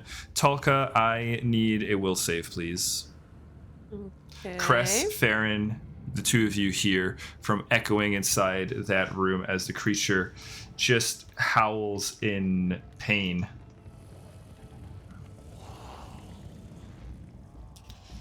Will save is 24 for Tolka. 24 is a success. Ugh. I know. It's gross. Okay, successful. That's good. So with a success, Tulka, you are fine and you are immune for the next minute to the piteous moan. Damn. Dice! What are we doing, Dice? Nice. It's okay, you're still getting some hits in. Okay, well, guys, that'll take us to the end of this round. I think this is where we're going to Don't take worry, our David. break. I can't hit either. Oh, it's just the two of us just whiffing at each other back and forth. Yeah. Let's see who can roll the lowest. That's what we're playing tonight. All right. Okay. Hey, it really is the Mike Tyson, Jake Paul. Oh, goddamn. Oh no. That was really good. That was really Oh, good. Anna. shit. That was Thank you. really good. Well done. All right, guys, we're going to go and take our break here. We will be back in about 10 minutes. It's a good time to go get a drink, let your dogs out, stretch, and check out Rolling for Charity. Say hi to Alec as he's running his Blaze of the Dark game. We're going to be back in about 10 minutes. Bye-bye. See you in 10. Bye. Bye, y'all. Goodbye.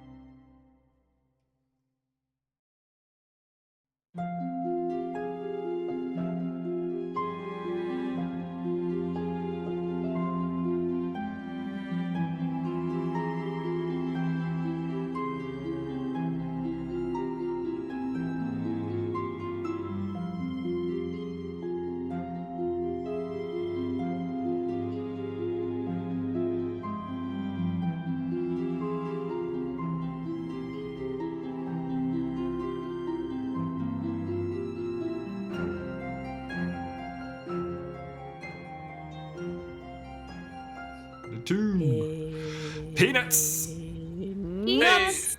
Hey guys, welcome back to Peanut Finder 2nd Edition. Wait. Yeah. Yeah. Peanut Finder. Alrighty. We are jumping right back into our combat here. This is Pathfinder 2nd Edition. This is our Unearthed Inheritance campaign. The party has just laid a very neat little trap outside of the choke where all the bad guys are coming through. And they are about to unleash hell. So, my friends, we were at the top of the order, and we are starting off with Farron, followed by Elder Taruk. Aaron heard this crazy howling coming from that cabin, so Farron is going to go back up her baby girl. Baby girl. So she's going to use an action to go hair. Hair? Is this allowed? Because that's the same as this. Yeah, that's fine. Is this allowed? Mm-hmm. Nope. Okay, action there. Sorry, I muted to crack open my can of drink. Yeah, that's good. Okay, so Cheers. it's gonna have to be 2 moves and an interact to open the door. All right, that's all 3. You open the door to see your wolf being accosted by one of these mindless, flesh-warped creatures, putting up a good fight. Dare you? Okay. She gets I believe, Tolka gets an action as well, right? Tolka does get an action now. Tolka's ahead. gonna fucking howl back at the thing, just We're for having a flavor. howl off. And yeah, be like, nice howl. I can do you one better. And she howls at him and then attacks with her jaws. Okay, and do it. Does a 20 hit? Does a 20 hit? A 20 hits. It hits. It's gonna be... Ooh. It's gonna be 11 plus 3, 14 piercing damage. All right. 14, you say? 14. 14's pretty good damage. This thing's beyond bloodied. Beyond bloodied. Okay. Tolka doing some work. Holy shit. Tolka is actually doing some real work on that thing right now. Yeah, she's taking care of it. All right, that's Tolka's action. That's your actions, Farron. Taruk, that is you are up. The enemies have just emerged out of that room. The horn unblown and the flora entangling. What do you do, my friend? I think usually everybody's seen Taruk cast with his staff, and I think this time you all see as it is a lot less refined, like Taruk usually casts when he casts a 3rd rank scorching ray on the horn to blow it up. I'm gonna blow up the horn. All right. It's time. And yeah, so it's a lot less refined, and I think you see as Taruk is, there's a moment where there's like wavering space in front of him, and Taruk grabs what could only be described as raw magic and forces it into being as he whips his hand forward and throws it at the horn. I need to double check one thing though. You good? You good? 'Cause if I'll it start really- making my saves. Looks like the horn is a reflex saving throw on my part. Yes. Wow. It does say- That's Quick question, David, because like Ew. the spell does say creature, but could I not hit a Yeah. creature? Yeah, you could hit the horn. Yeah, Okay. totally. Yeah. So. Absolutely. Yeah. Consider that a valid target for your spell. Okay. I just wanted to make sure because Yeah. I did see that in like the first line, and I was like, okay, please. No, yeah, valid check. above Yeah, table here. absolutely, absolutely. Okay. Scorching ray at the horn. Yeah. Okay. It shoots out, and sure enough, hits the horn and explodes. The horn is going to erupt in a fireball. The damage is 1d6 to the creatures in that burst, which includes the boss So and pitiful. 2 little dudes. Okay. It seems like it should be more. Well, let's see here. Hang on. But here we So are. these are basic reflex No, saves. you did it right. So the monsters, 2 of them rolled quite low actually. There is an 8 and an 11 on the field, and then the boss rolled a 32. So the boss is going to critically succeed and avoid all the fire damage with a critical success. Damn. 8 is a crit fail. 8 is a crit fail? No, it's it's a not. DC 16. Yeah, DC 16. So Alright. 1d6 to both these guys. So go ahead and roll your d6, whoever wants to roll it. You want to do it? Who wants to do it? What? Please get a 6. Oh, you want me to roll it? Okay, sure. Yeah. You just popped it, you drop it. I got it. 2. 2 fire damage. 2 fire damage erupts. And the reason the big guy didn't get hit is it looks like it actually managed to force the other 2 in the way of the blast, and they just took the brunt of the blast and defended the captain. Classic. Push it down on top. Yeah. I think Taruk, like the fire sparks, he sees this whole thing and just goes, "This is why I don't leave my fucking village." And question, just so that I understand, how low is the next level down? How low is the From next level down from where you guys... Hang on 1 second. Like, because I'm next to this hole. You're next to a hole. The next level down is about 10 feet down from where you are. It's like 2 feet of deck and wood, and then an 8-foot like room. It's a ship, right? So it's kind of cramped, right? So most of the rooms are only about like 8 to 9 feet tall. So then the other 2 feet are just thick planks and logs of wood. Then fuck it, I'll jump.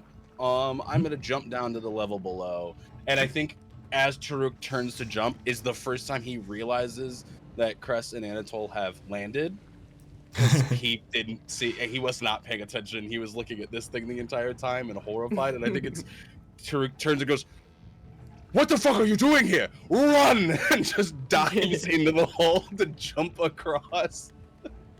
All right, Taruk, That's like, you're fucking welcome. Here to help.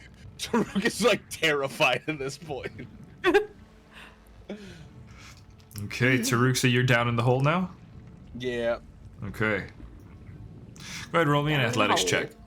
Okay. Can I argue acrobatics? Since I do a lot of climbing and jumping.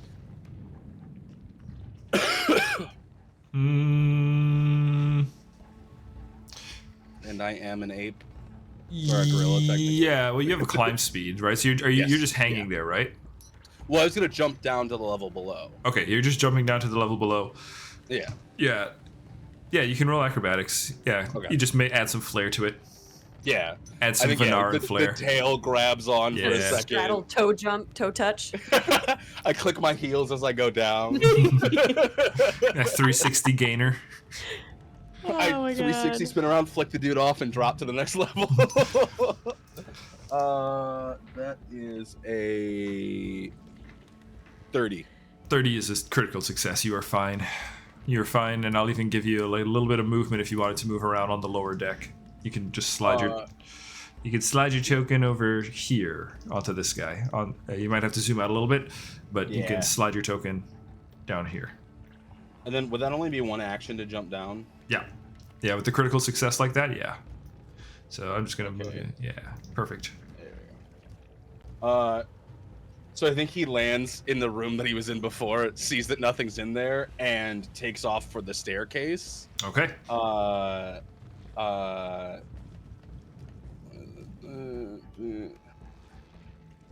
I get to here. Yeah, perfect. Nicely He's done. just running to go open the staircases so that everybody can run out as fast as possible. Okay. All right, that is Taruk. Next up is Anatole with Cress on deck.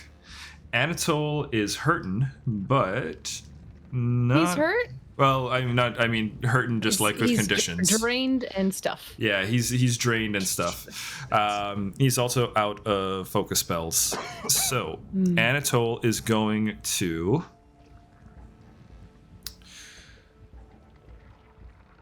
pull out the trident. Actually, Got just a little bit of time left on this one. So Anatole is going to use one action to move up and fly and come down over here and activate Propulsive Leap. That's the one we did last time on the other bad guys. Okay, all creatures adjacent can use one position for every 2. Okay, so this actually, the way it works is just that because they're next to him, they're going to take a little bit of damage just by being next to him, just the heat wafting off of him. And so that's one action, Propulsive Leap over here. And then the second action is going to be to attack with the trident. Actually, I don't know if he had the trident now while he was flying. So we'll say draw trident and attack with trident. Yeah, Anatole is high enough level. He's going to be critting this fool, no problem. I'm aiming for the little guy. Okay, and let's see.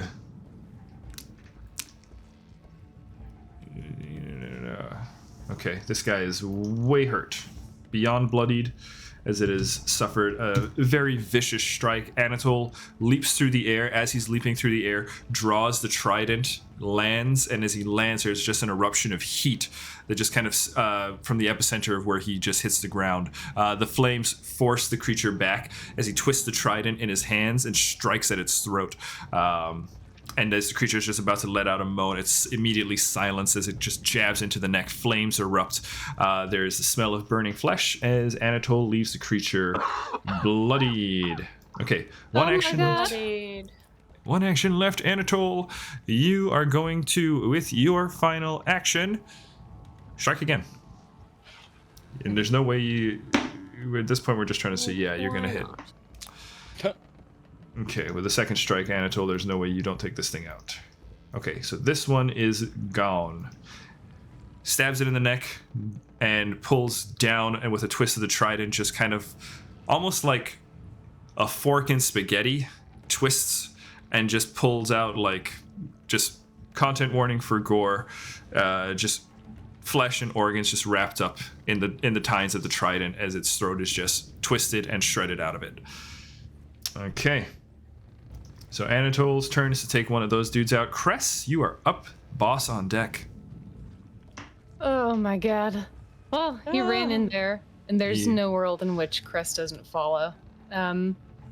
So first things first, we'll try to take out some fuckers before they run in here. They're going to cast Electric Arc. I need a basic reflex save from this guy, and fuck it, the boss. And the boss. Basic reflex. Okay. That's going to be an 18 for little guy, and that is going to be for boss 22. Okay, those are both failures, Oh, so they shit. will take 14. They're both regular failures. So they will take 14 lightning damage. Ay. Can you hear me? Oh, there Yeah. we go. My headphones are being 14. finicky. No, Finn's not here. Finn's not here. Finn Icky? Finicky? And then Cress will use their last action to run to literally back up Anatole. Mm-hmm. Real quick, Cress. What's your movement speed? Is it 30? 35. 35? Okay, yeah. Perfect. All right. You are right there behind Anatole. So, Electric Arc shoots out, surges through, solid damage onto these guys. And then, Cress, you run in and back up Anatole. Okay. And that's the full turn? Mm-hmm.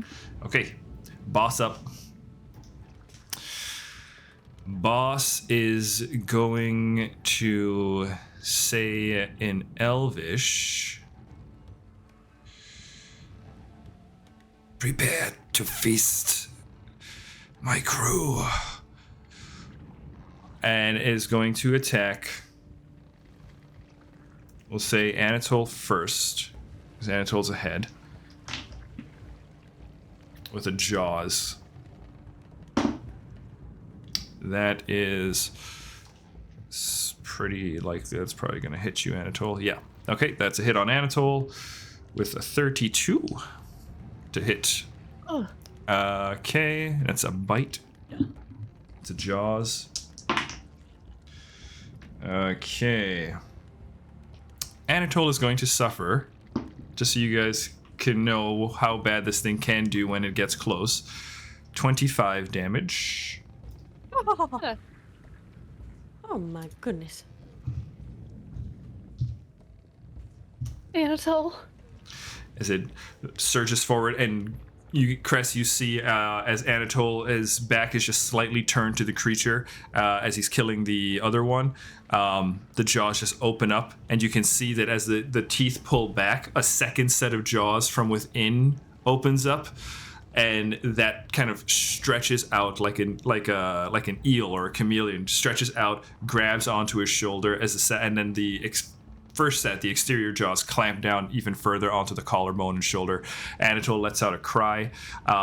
Cress, as you see him suffering this pain and you're reaching out to him, creature is going to take its second attack on you with its tentacles, because that has a reach of at least 10 feet to hit you. And it's an agile trait, so it's not going to take the whole map. That is a cocked dice. Correct. Okay, Cress. Yeah. It's going to be a 31 to hit you. That's not a crit, but that does hit. Okay.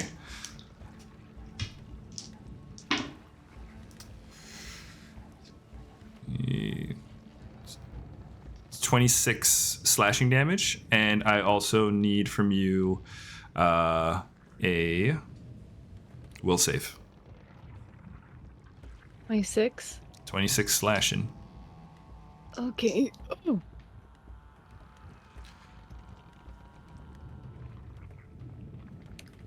Oh, good. Will save? Will save. 16 plus 15, so 31. 31 is a success. Nicely done. All right, Cress, you fully succeed as you are lashed by this thing. You feel its tentacles streak out.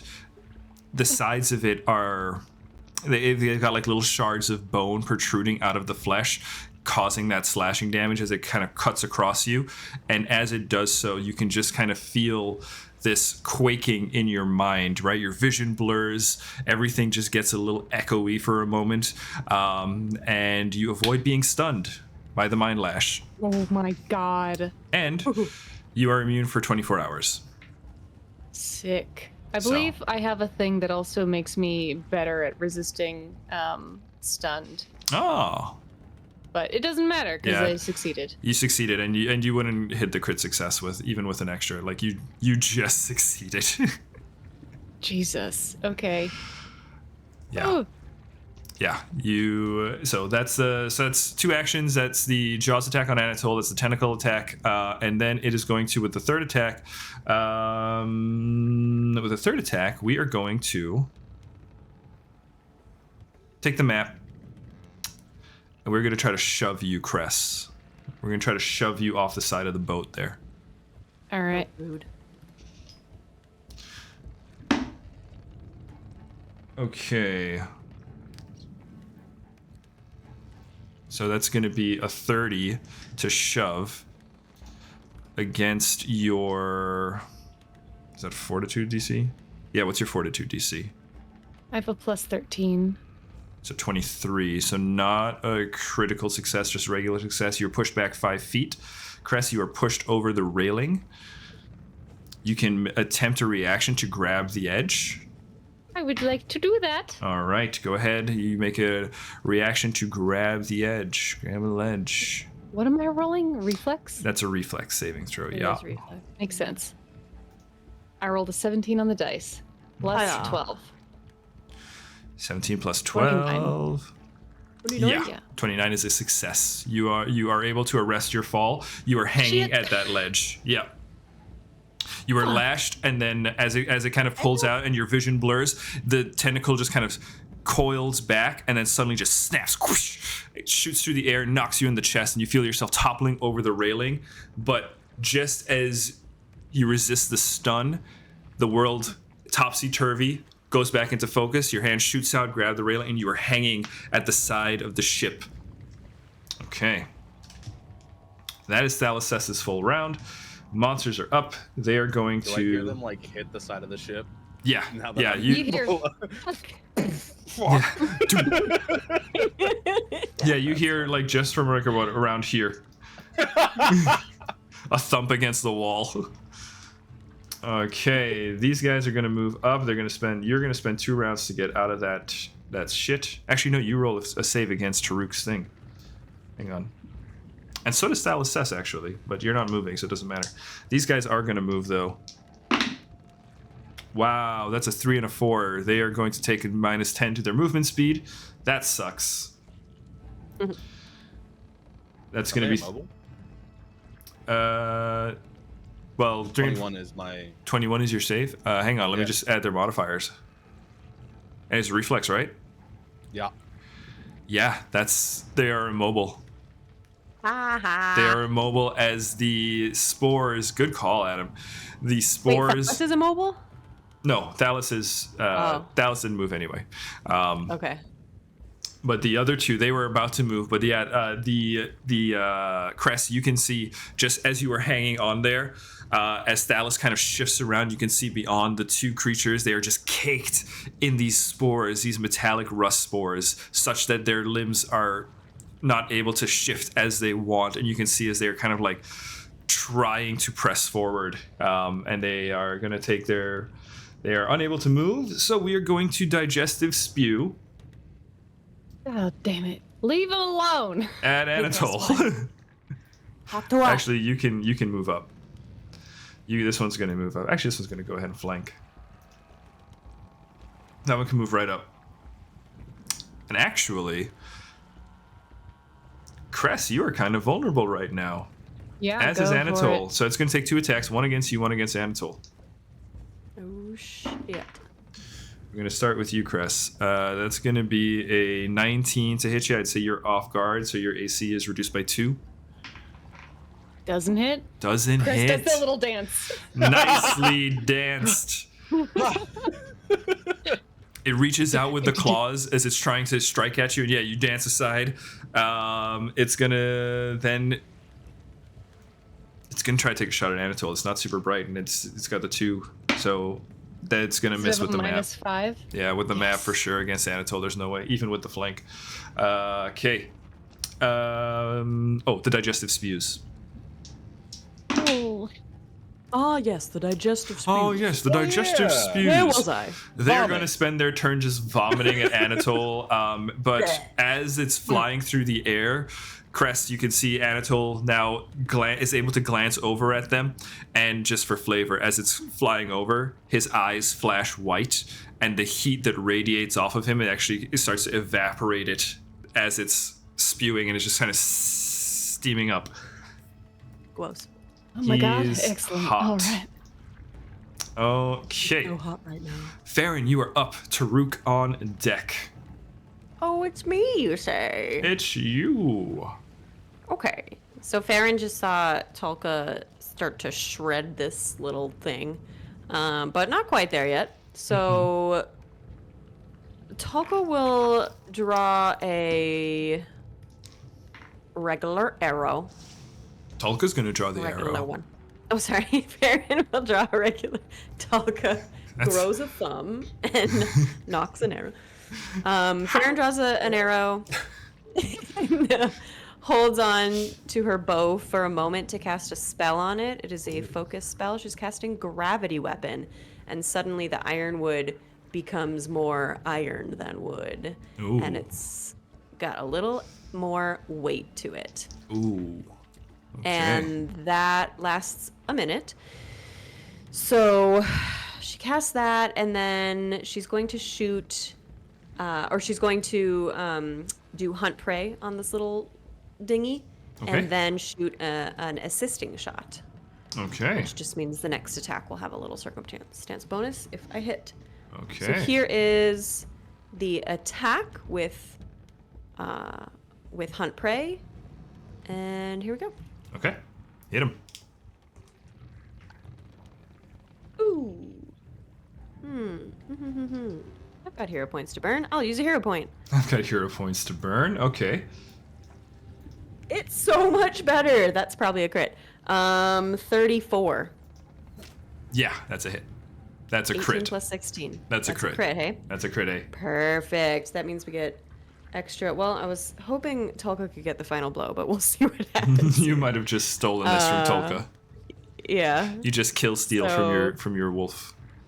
Double twos, 4 plus 2, and then a d10 for deadly. That's 9. 6 plus 9 is 15. And then precision, a d8 as well. Yep.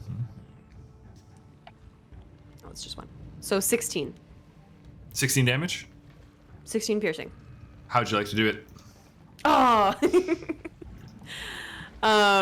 So Tolka's like... Actually, it's got 1 HP left after this, so like this thing is gonna be dead this it's totally round. Gonna be Tolka. Yeah, so you can go ahead, flavor it. You and Tolka taking this thing down. Okay, here's what happens. Tolka grabs it by one of its weird little tentacle limbs and starts doing like the kill shake, but the other tentacles are like kind of smacking her over the head. So Farron hits with her arrow on those tentacles, and then those tentacles drop limp, and then Tolka gives it one final shake, and it's Nice. dead. Perfect. Goes totally limp. Goes completely limp and just starts bleeding out on the floor. Yourself and Tolka are able to take that thing down. Nicely done. Good turn. Farron's just like, good girl, Tolka, and starts walking, turns to walk around the other direction. Sounds good. All right. Taruk, you are up. Anatole on deck. Can I ask a question? Because, like, we've spent enough time in this ship. Mhm. How weak does the wood look of this ship? It's pretty dilapidated. Like it's not doing well. It hasn't been here a terribly long time, but you did explore the lower decks and you saw it looks like this thing got like dropped down onto these rocks and it's just kind of cracked like an egg from the hull upwards. Yeah. Yeah, so it's very compromised. Okay. So And there's I heard Crest, planks and broken bits in the hull all over. I heard Crest fall. Okay. So I want to go to this wall. Would it be possible to break the hull? Like break through this portion of the hull? I don't know. Like it that would be is an attack, if possible. that would be like... It is possible. You're gonna have to roll pretty well because I will tell you, it's as a wooden structure, even at its broken threshold where it's at, it does still have a pretty decent hardness. So like you can do it, but a certain amount of damage is not going to go through just because of the rules and the hardness. Yeah. So okay, that's kind of what I was asking. Yeah. That's fine. I am going to.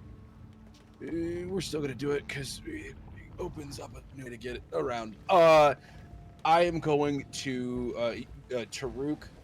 Again, it's that raw energy, but this time you see as he grabs it, his own fist begins to change, and it adapts to, you see iron claws begin to pull out of Taruk's hands as I am going to cast Goring Claw on myself.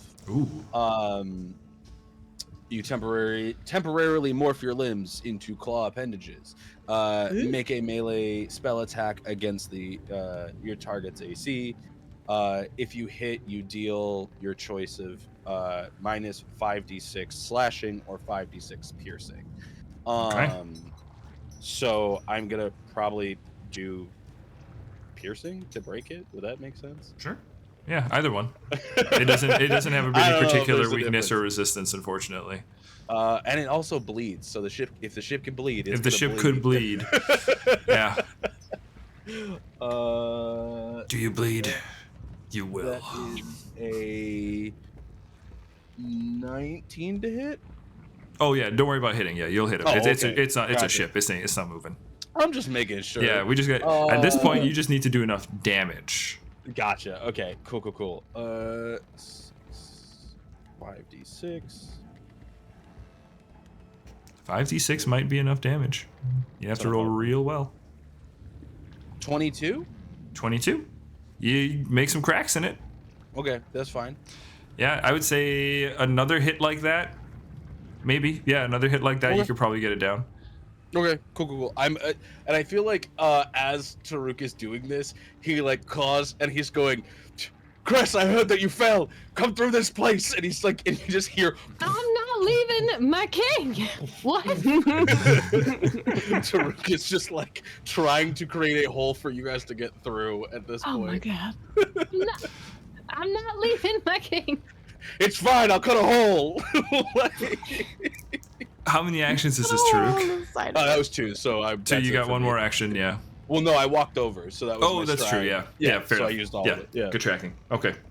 Yeah. Taruk, you're busy trying to bust a hole into this side of this ship for Crest to escape. Anatole Well, is up, it's for anybody to escape, but True. Cress is the one that's literally like hanging on the side. All right, Anatole. funny. Anatole. Let's see. What are we gonna do with you, bud? We are going to. We're gonna take an attack to trident this guy in the back here. Yeah, you're gonna. Anatole is gonna crit that guy, no problem. This guy is. Let me just take a look at some damage here. Where's the number? Where's the dice? What do the dice do?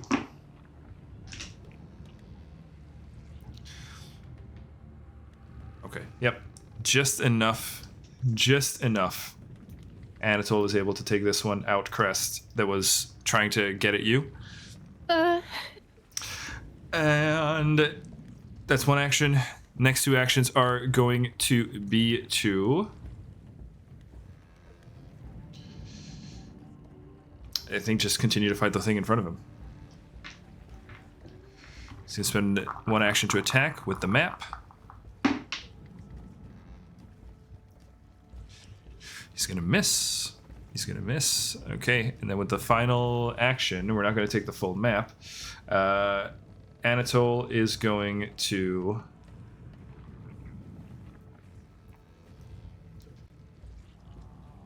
Anatole is going to aid you, Cress. We're going to spend an action to use a reaction to aid you, to get out of your current position. Thank you. So, when you are on your turn, you're trying to climb out, or however you try to climb out, will resolve Anatole's aid. Okay. Or Awesome. punch through. Or punch through. Valid strategy. Cress, you are up actually. So Got you. you are hanging at a ledge. The monsters Yes. are trying to close in around you, but your good friend and proclaimed king of the Sandsea has tried to keep them off of you. But the main evil bad guy boss is still bearing down. What do you do? Yeah. First action, I'd like to try to climb up onto the deck. All right, Anatole's going to try to aid you. So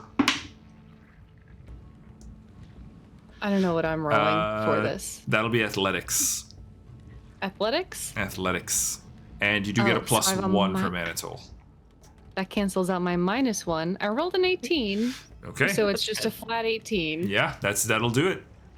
That'll do it. That'll do it. Yeah, Very climbing generous. on. Well, climbing onto a ledge is not hard, not particularly Okay. hard. So yeah, you're able to climb I'm back not- up. Yep. Okay.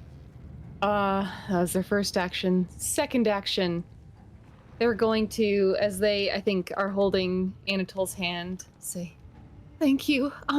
Sorry." And they're going to cast positive attunement on him, attuning him to the positive energy plane without transporting him there. He heals 1d8 immediately, and at the end of each of my turns for the next minute. Okay. Whoa, that's awesome. It's really good. Nice. That's really Where are I have to find a D8. I'm so I'm so sorry. sorry. So he'll Cannot heal sleep. 4, and then he gets another one at the end of my turn, which is this. So another 4. So Damn. 8 All right. healing. All And right. slaying. Nicely done. Nicely done. That is Cress's turn. All right, Cress, you're aided to get back onto the deck as you begin to heal Anatole, and that, believe it or not, pisses off Thalos Cess, especially because Anatole has now just killed 2 of his beloved crew. So Thalos is going to. Why you gotta refer to them as crew?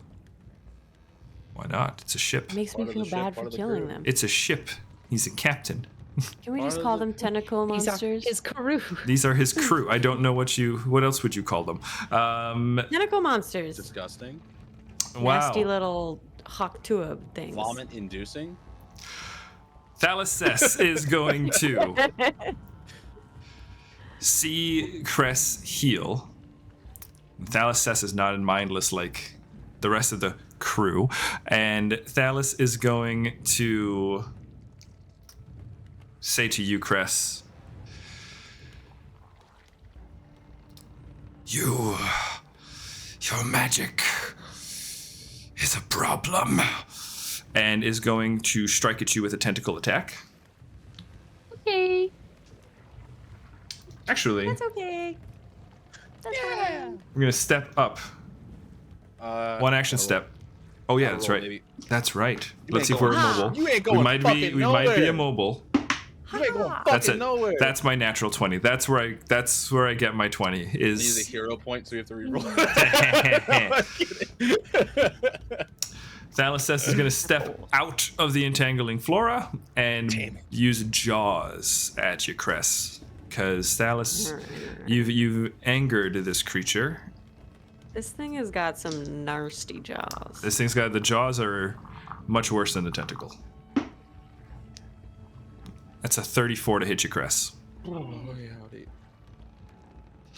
Yes, that's a crit. Yeah.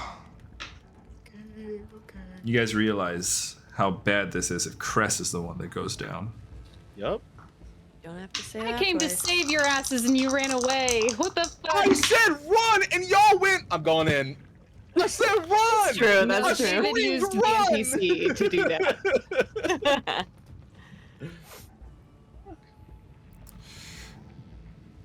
Hang on, sorry. That's 43 piercing damage to you, Cress. Oh my god. I'm not down yet.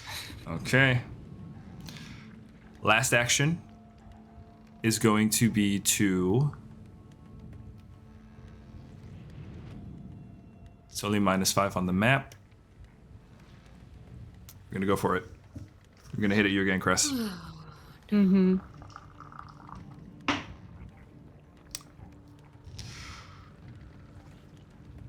$37 to hit you with the map. Yeah, that'd be another crit.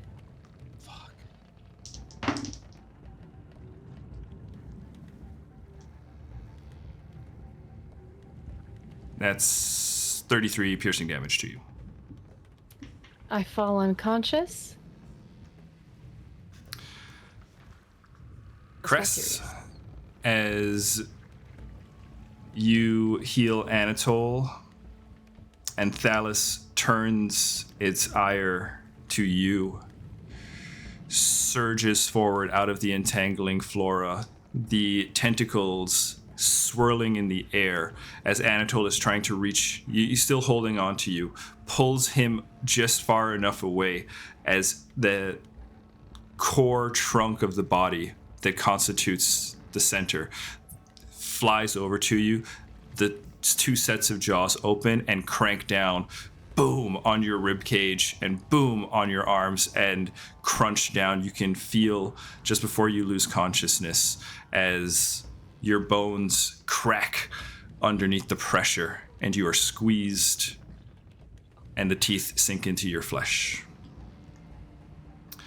You are not dead yet, but you are dying 1 Mm-hmm. Well, this was a crit.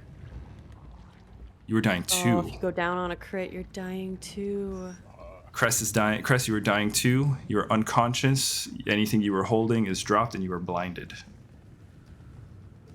And you die at dying 4, correct? Correct. You die dying 4. And you don't use your hero points to pop back up until that condition's met, correct?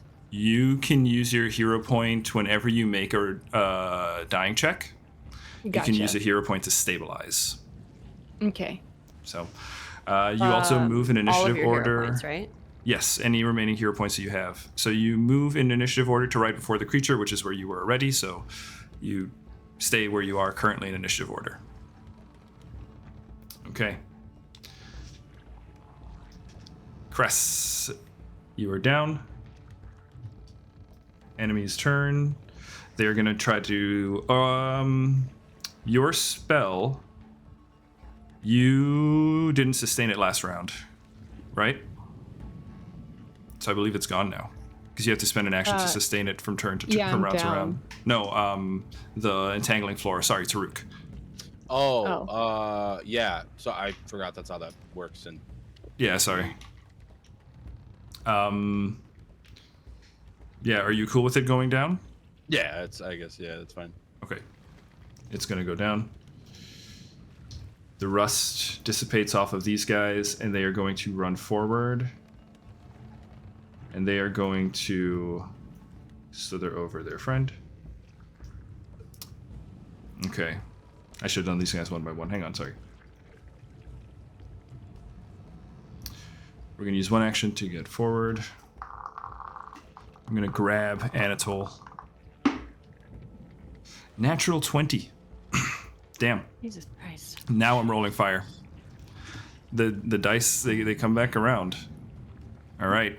That, crazy enough, is exactly what that creature needed to be able to grab Anatole. So Anatole is currently grabbed, which basically means that he is also immobilized. And he can still attack and cast spells and stuff on his turn. But if he gets restrained, then all he can do is try to escape. Move up, grab. I think we're going to go ahead and try to restrain. With the map. Does not.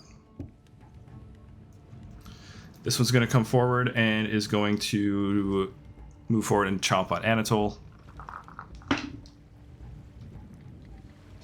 Wow, I am rolling well now, finally. Okay, Anatole takes a bit of damage.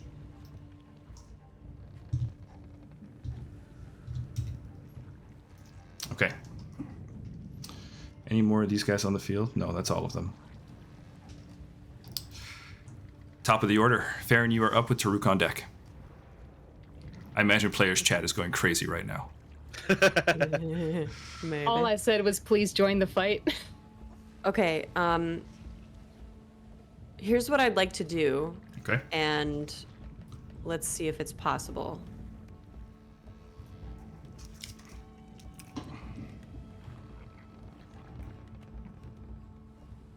Yeah, I gotta zoom out. It's not gonna be possible. Let me measure.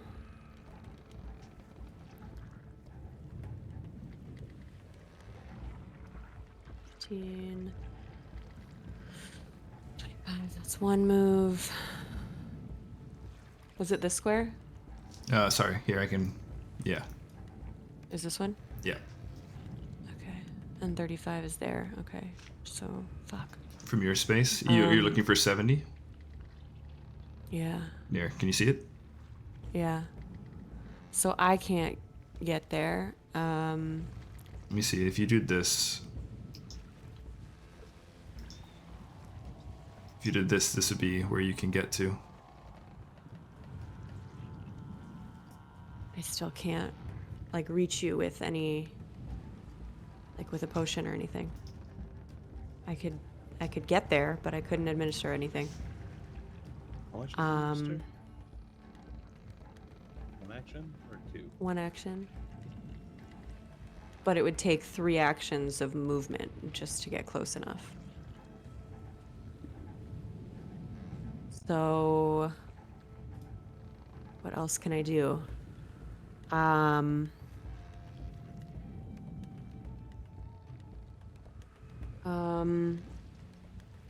Well, for sure I'm gonna move because I have to get out there and see what's happening. So that'll be one action. Okay. Let me just do that.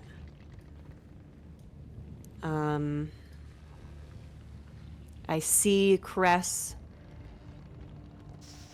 lying unconscious. Yeah, Cress is. I would say as you're coming around the corner, you see as Thalos just spits Cress out onto the floor, onto the deck of the ship. And they're lying unconscious. I mean, I think the best thing I can do is shoot it and try to goad it. Like I don't think I can. I truly don't think I can do anything else to get you out of there, Cress. I'm looking. I will say, just above table for peace of mind, Anatole is going to do everything in his power on his turn to get Cress out of there. As far as Anatole is concerned, he is going to run, but he is not going to worry about Taruk or Farron. Just okay. So you know. I think I will just focus on hitting then. Okay. I will try to free Anatole. The closest, most direct shot I have is this one. This one. Yep. So yep. That is the one that is prey. that is the one that is grabbing Anatole. So yep. It's grabbing Anatole. So I'll shift my hunt prey as a second action, and then shoot an assisting shot again as a third action. Okay. Go ahead and roll your attack. 22 Hits. or 24. Sorry. Hits. Okay. That'll be with the Hunter's Edge, so with the precision. 2 and 4 plus 2 is 8 piercing. 8 piercing? Mm-hmm. All right. That's it. That's all I got. Okay. All right, Farron, you come out around the corner, line up your shot, and take it. And Tulka has one action move up behind you. Yeah. Okay. Let's see here. What's Tulka's movement speed? Falco can go 40, so you can... Let's Yeah. put her in front of me. She can get right up behind you. Oh, right. Okay. Yeah, she was a little further into the room. So yeah, she's right behind you. Okay. Okay. Taruk is up with Anatole on deck. Again, Anatole is gonna GTFO. So from before, we talked about Taruk was swinging from the ceilings, correct? Correct. In this space. Yep. Taruk hearing Cress get dragged back up, something big happening, things moving around, realizes everybody's not leaving. I am going to use Warp Step to continue to climb on the ceiling. Okay. Use that. Go. Oh, I don't have this on, so you can see it. I was doing measurements while You're good. 10. And then. No, it's not popping around. 20, and I'm gonna climb back up on top from that corner. Okay. Roll me an athletics check as part of this. Can I? Yeah. Can I argue acrobatics? Climbing is athletics by raw. I'm gonna use a hero point on that.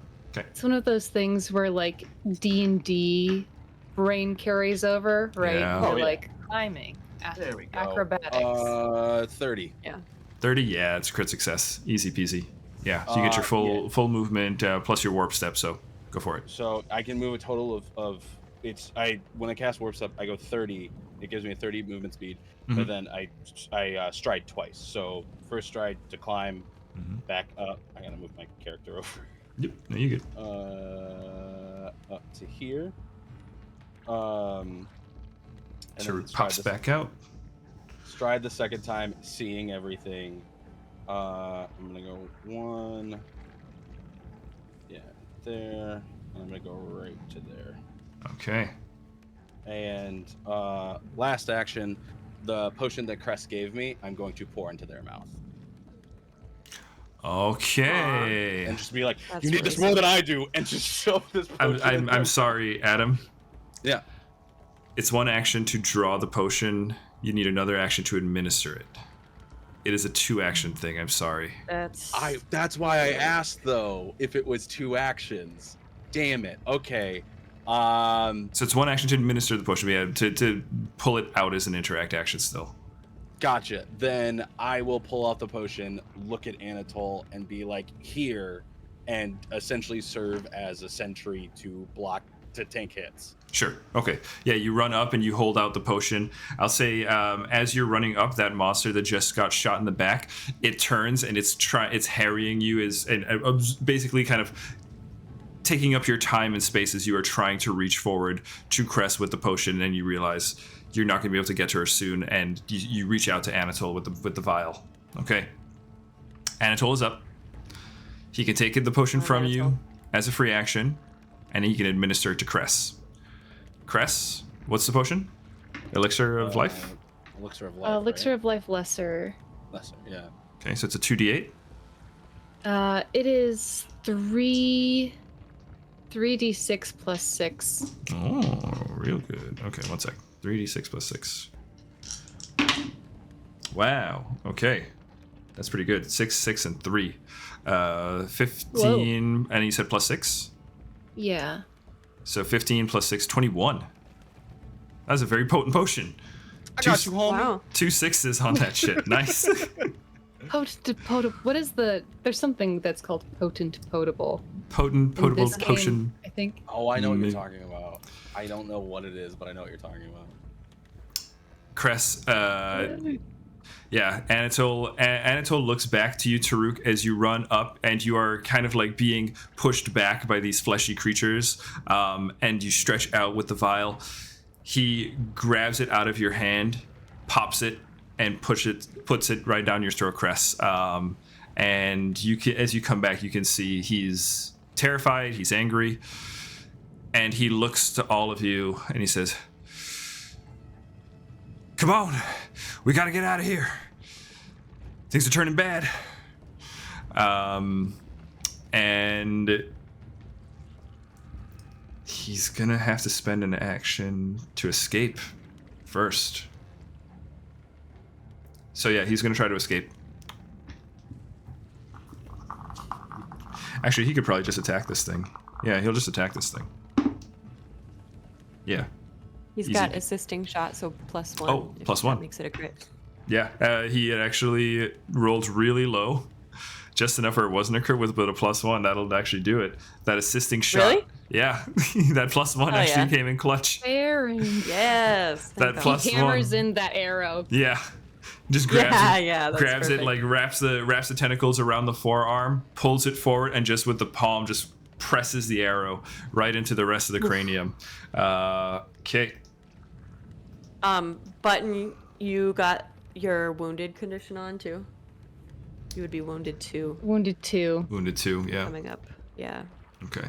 I just need to move some I don't know where to around. mark it, but I have it in my notes. Okay. To front. I don't know where it goes on the sheet. It's at the top. Are you in at Path Builder? add condition. Yeah. And then you Rest, can add condition, add custom buff. Cress, see. you had your focus out when you went down, right? So your focus, Yeah. just so you know, your focus is on the floor at your feet. Fuck me. So you will have to spend an action to pick it up. Okay. Just mentioning. Okay, that was Anatole's turn. Cress, you are up. Monster on deck. Okay. Cress, first action, picks up their dragon touched focus, their husband's broken blade. They look around. Thank you. And yeah, they're confused. Yeah. Sorry, I also just realized, just tracking conditions and stuff. You are also still prone. Yes, they're on the ground. You're on the ground, yeah.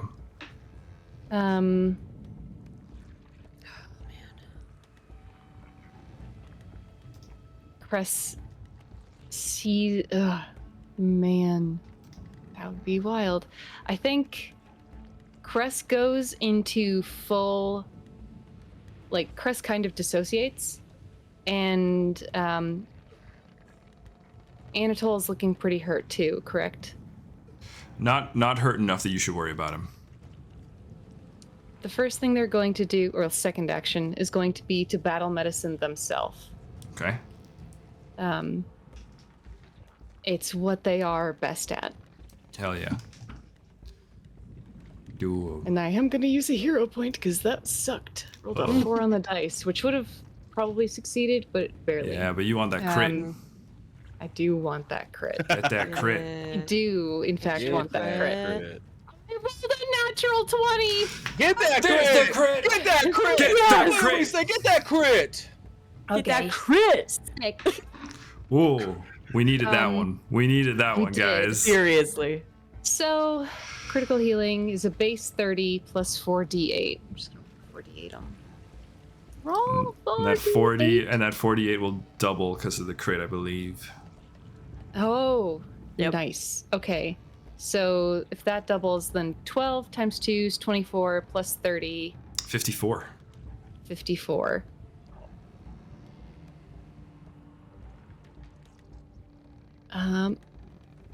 Cress, it's the damnedest thing. They sit up. They're not even standing up yet. They just like boom, do, boom, boom, boom, boom, boom, boom, and they get themselves 2 away from full as they just sit there on the ground, Oh. pissed the fuck off. Incredible healing. Yeah. Yo. They have one more action. Anatole does look hurt, right? I'll tell you, because you did a really good medicine check on him earlier, just kind of Oh, following and also that. I'm not wounded anymore. Oh yeah, you're not wounded because it's I battle medicined myself. Yeah, it's a Uh-huh. battle medicine and treat wounds. Anatole is. I'll just give you the numbers here, because again, I don't want you to stress about him, and you've done a successful medicine check on him previously. Where did I put your HP? There we go. He's 190 out of 240. 190 out of 240. His HP is high. Okay. That is good to know. He's significantly higher level than you guys. That makes sense. Then I think Cress isn't even gonna stand up because they're like, I'm just gonna get shoved off this fucking boat if I stand up. I think whatever they're going to literally, in whatever way makes sense, aid Anatole. Their last action will be the aid action for Okay. Anatole's turn. Okay. I think that makes the most sense. Okay. All right.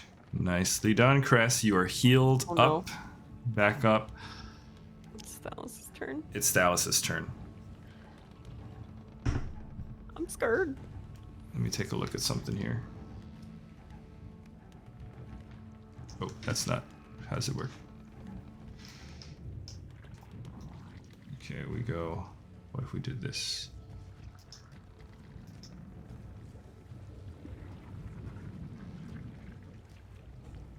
No. Okay. Thalos' turn. Thalos is going to first spend 2 actions to unleash Storm of Tentacles and make a tentacle strike against everybody within range, and that's going to be Taruk, Anatole, and Cress. So we'll start with Taruk. Okay, You're up top there. No, not this one. get me. Not this dice. This dice. I told you I was gonna tank, y'all. I got you. Run.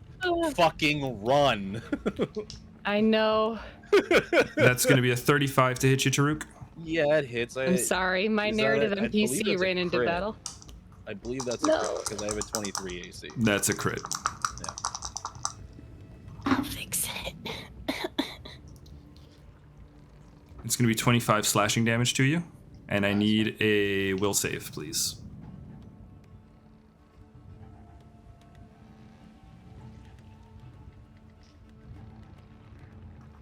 You said a will save? Will save.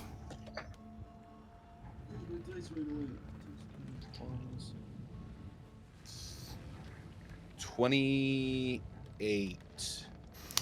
28 is a failure. You are stunned 2. Nice. 28 is a failure. So stun 2 means you lose 2 actions on your turn. Yup. Oh my god. This thing. Okay, Anatole. It's going to hit Anatole. Not a crit.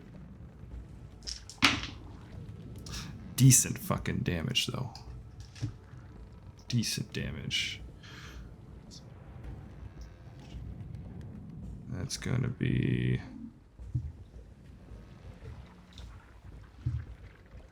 no, this. There we go. All right, that's Anatole. Okay. Oh, save for Anatole.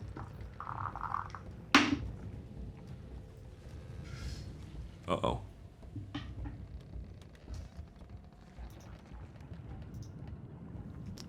It's a 5 on the dice. And it will save. Okay, Anatole is also stunned 2. Okay. No. And then Cress, you are immune to the stun. Or you're immune to the Mind Lash effects. Taruk, you are also now immune for 24 hours. So is Anatole. Ooh. Okay, Cress. That's going to be... This is all one ability, so it doesn't apply the map just yet. Cress, that's going to be 34 to hit you. Crits. Oh.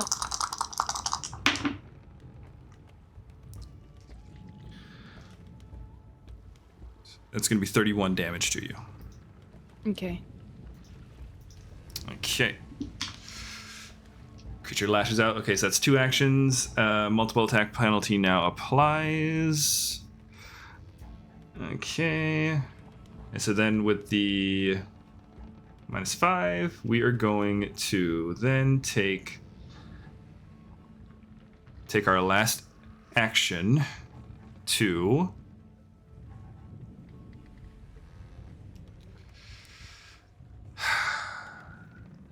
if it goes for Crest right now and potentially crits, that could be the end of Crest. But because if it takes you down to 0, that would be a critical failure. That'd be a critical, so they'd be dying 4. I'm not wounded Oh, anymore. that's right. Oh, You're no, not wounded anymore. they're not wounded. They're not That's wounded. right. I forgot. Oh, God. Whew. Oh, God. Crest, my heart was beating. I was worried there. I mean, they still might go unconscious.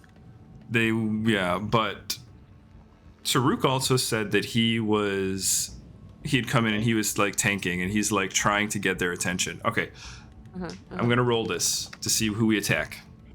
Go on, spank the tank. Taruk. Hell yeah, dude. It will be you. Beat I rolled the it. dog shit out of me. And it's Taruk. So Taruk, we are going to go ahead and we are gonna hit you with because you're also stunned too. Oh. Ugh. It's going to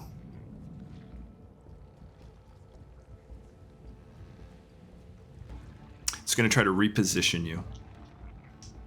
So it's gonna go ahead and roll against I believe it's a fortitude save.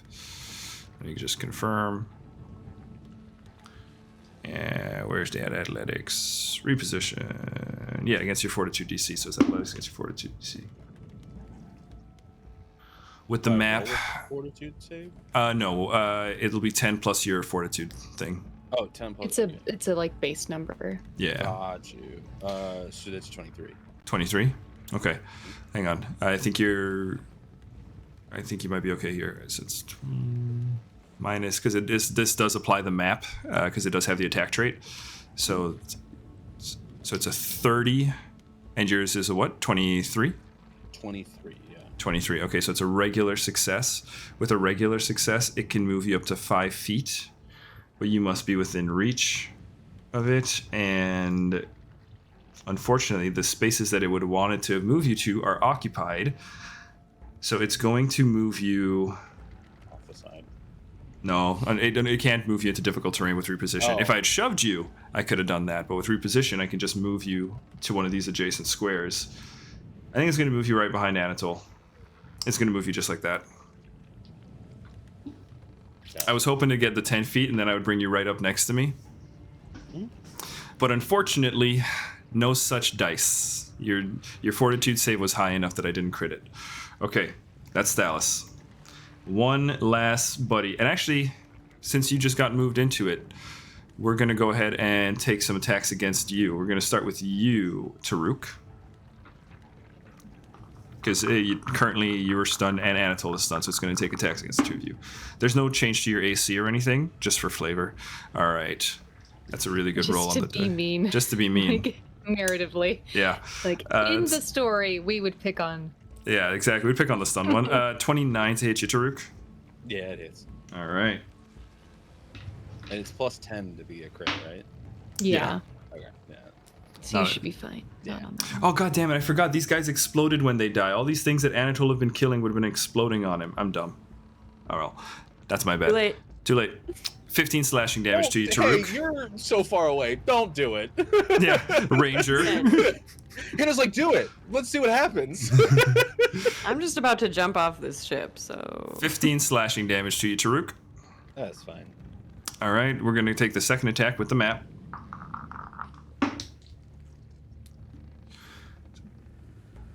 $19 to hit you. No. 19 does not. Okay. Last action we are going to do then is we are going to... I'm exactly bloodied, by the way.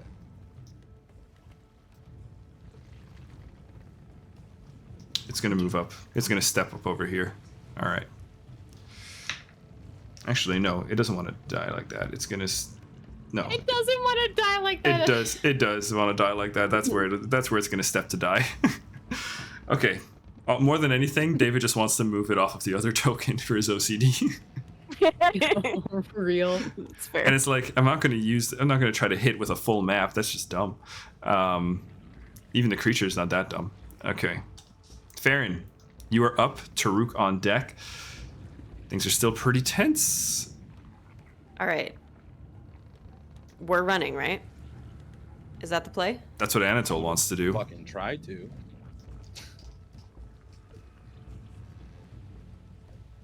I'm down. I mean, I'm ready to jump off, but only if everyone else is going to. Okay. Farron will do one more shot to try to get this one down. She's still got hunt prey on Sure. it. So, Or that the one you had hunt prey on died last time because Anatole killed it, so you got to shift it over to this one. did it. Okay. So I will take an action to shift it to this guy. Mhm. And I will loose what kind of shot do I want to do here? Let's just do, I've got gravity weapon on, so it's still gonna be good. I guess let's just do an assisting shot because that's kind of free and it's one action. Okay. Not free, but I can do it as many times as I want. Okay. Who are you assisting? Okay. I don't have to say. Oh, true. Okay. Hi, Fine. it's a secret. That's for That's to for figure you out. to... Yeah. You like to know. Back off, GM. Hey, that's a great question. You should figure that out. I'll know it when I find it. Okay, it's a. Let me make sure I'm doing this right. With gravity weapon, you can stand as one equal to change the number of weapon damage die. So +2. So 25. It's a 27. 27? 27 to hit? 27 will hit. Not a crit. Not a crit. Just checking. That's a good check. Okay. Good news is I do get the precision damage. Okay. So. 4 and 4. 8 + 2, 10 piercing. 10 piercing damage. Ouchie. I like And 10 then- piercing damage. That's a number I can subtract in my head. Easy peasy. What a You're welcome. mood. Right? Ah. Give you nice round Easy numbers math. like that. Yeah. Next time I'm giving you peanuts. Peanuts. So then last action, I'm just gonna jump off. Okay. It's quite a drop. Plan. That's the plan. I'm sticking to it. That's okay. I got catfall. Okay, what about Tolka? Oh, good. Tolka is probably gonna jump too and take some damage, but we'll be fine. Okay. All right, go ahead. You jump off. Your cat fall. Let me just calculate some damage here. Falling damage is... If you fall for more than 5 feet, you take bludgeoning damage equal to half the distance you fell. If you take any damage, you land prone. Okay, let's see here. So catfall just gives me 10 feet shorter. If we said each deck was about 10 feet, then we're looking at about a 20-foot fall. Okay. So you already deducted the 10, so it's 20 feet of damage.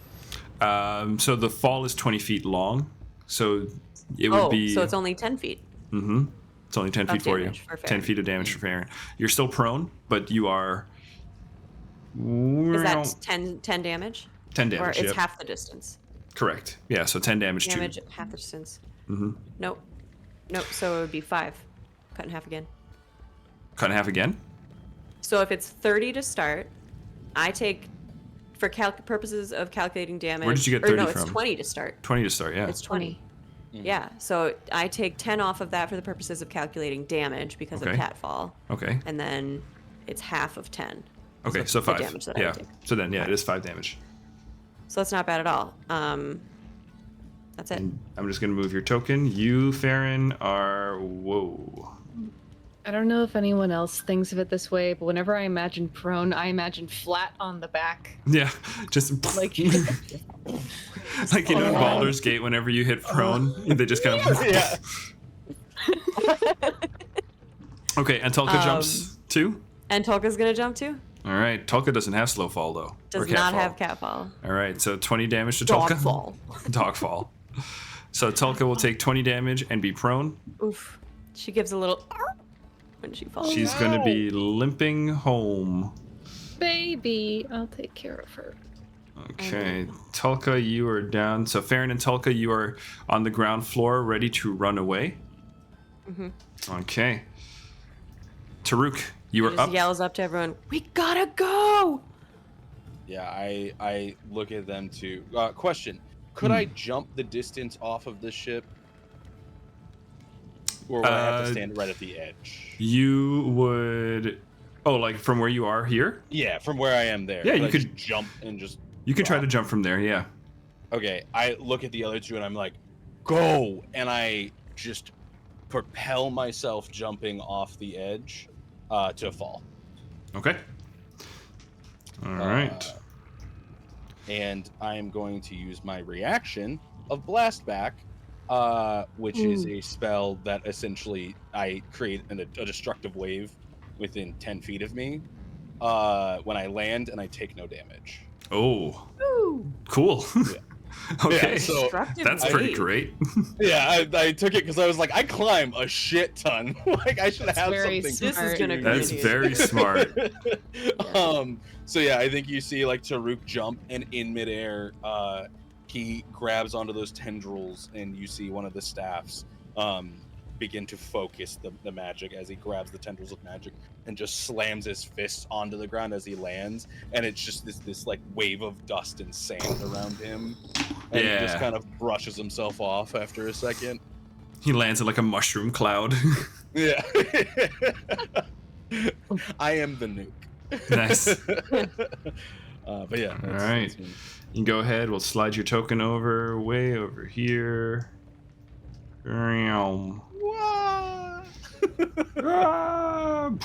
Okay.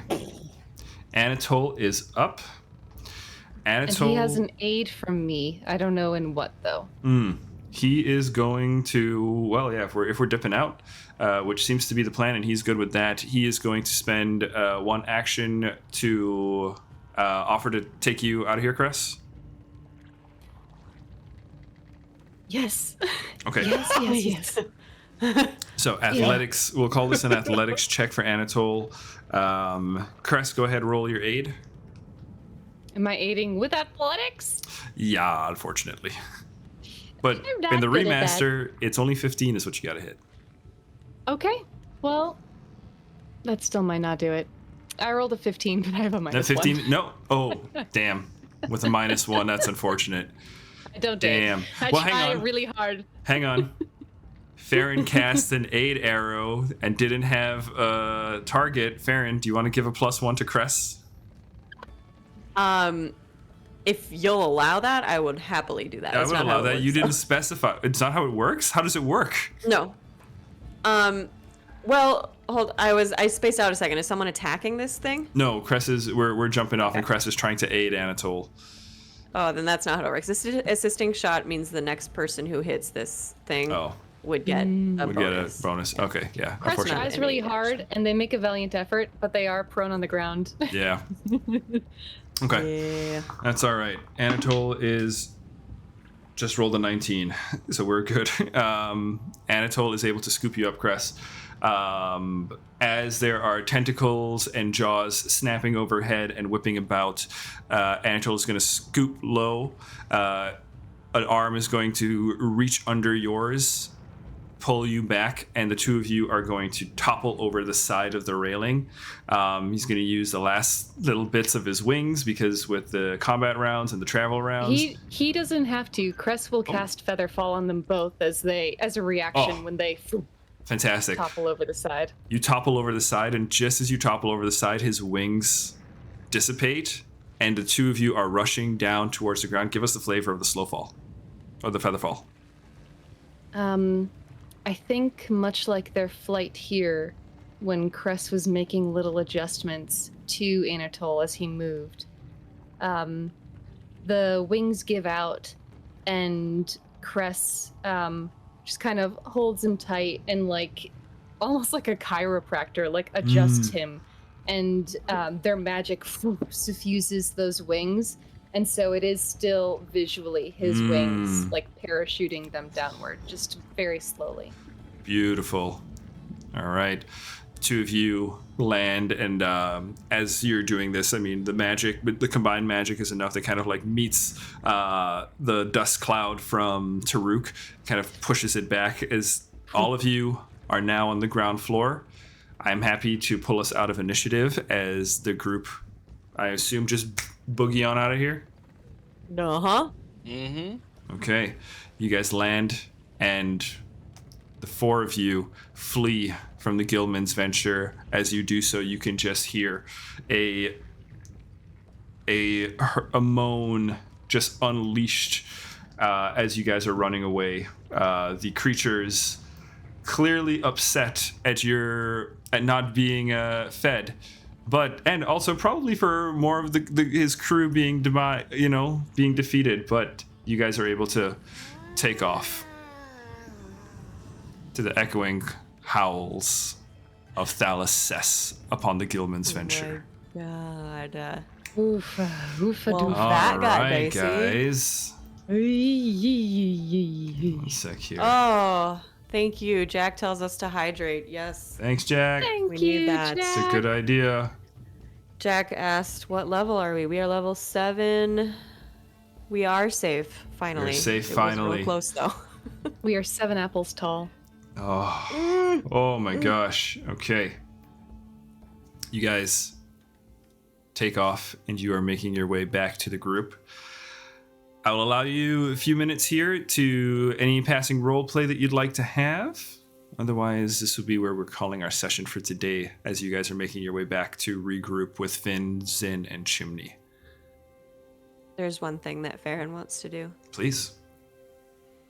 Farron runs to Cress and profusely apologizes. I'm so sorry. This was my idea. I made us do it, and I thought we would be fine. I didn't anticipate, and you almost died, and Aaron, I'm so sorry. you don't gotta apologize to me. It's all right. I'm just so glad you're alive. We're all I saw alive. you there.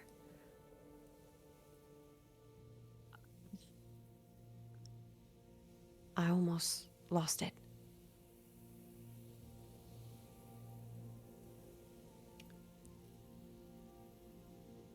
I think just pulls them in for an embrace. Cress hugs Farron back really tight. Polka waddles up, Oh. tail kind of between her legs, and just wants to nuzzle and be scratched. Be scratched. Look at you, pup. You look hurt. They'll get down, and they haven't battle medicine Tolka today. That's true. So they immediately, like, it's so fast. I rolled another nat 20. Amazing!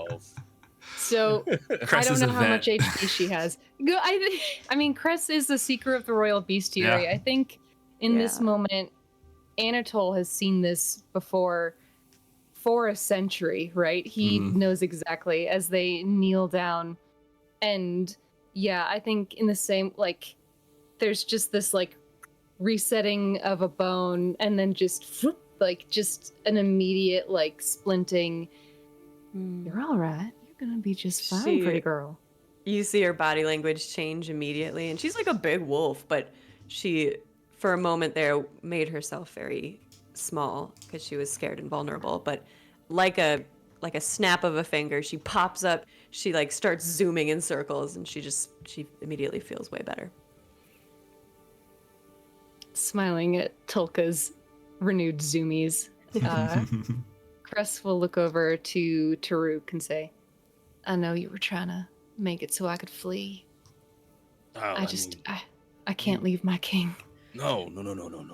I understand. I thought the plan was to run. Clearly it wasn't, and I didn't understand, so that's my fault. Glad that you gave me that potion, though, because came in handy. Thank you. Thank all of you. Oh, thank you. I'm You gave me embarrassed. the potion. Did I snore? I don't know how it works. No, I'm pretty sure you were on like the brink of death. It was kind of terrifying. I don't even know if you were breathing, to be fair. I don't think you were. Glad that you all are safe, and he looks over at Anatole. You look like shit, if I'm being honest. You look really bad. If I'm just being 110 with you. I don't know who you are. My name's Elder Taru. Anatole Iusis. Anatole Iusis. I will remember that, but I probably won't. Elder I think Taru. after the... Sorry. No, go ahead. After the fight, after that sort of like the bonding that you have in your first combat with someone, and especially since Anatole is being proclaimed as a king, Farron takes the bow off of her back and puts it in the ground and gets down on one knee and says, "Thank you for saving us. You have my bow." God damn it. It's happening. Anatole looks at you, Farron, and then kind of looks at Cress.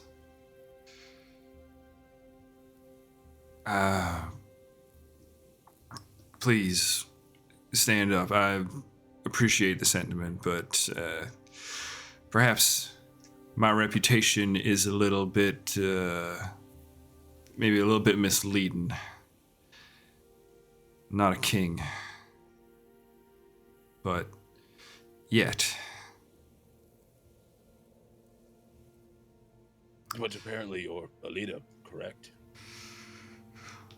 Well, I certainly do have a few folk that look to me for leadership. That's true. Why don't we... How old does this individual look? He's an elf. I mean, you know elves, but Yeah, I'm around elves a lot. That's why I didn't. You're know around if elves a I would lot. be able to- fairly older than Cress, but not by much. I think, maybe 40s in human years, but not old by elf standards. Gotcha. Yeah, even 30s by elven Yeah. standards, because elves in your world are like to 1,000, Yeah, they get old. and then they start deteriorating. Yeah. Because they don't die. Correct. I mean, Cress is like 125. Oh, yeah. Anatole's like Yeah. not that much older, so Yeah. Gotcha. they look like late 20s, early 30s. yeah. Zoot scooting around. Yeah. Yeah, that'd put Anatole like definitely like 130, 140 years old. But yeah, an elf in like Cress in their prime.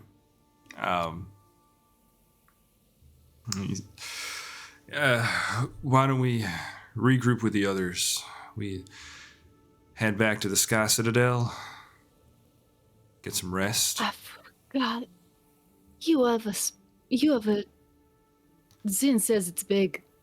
It's pretty big. I've got a safe place for us. I'm sorry, what are we Sorry, talking about? Yeah, what's a Sky Citadel? I've never heard this term used. I'm kind No, of all I new heard here, was- By the way, I'm All kind I of heard new. was, have you got a... I heard it's big. This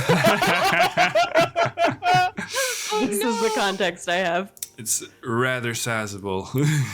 Okay. I'm still confused. A vessel.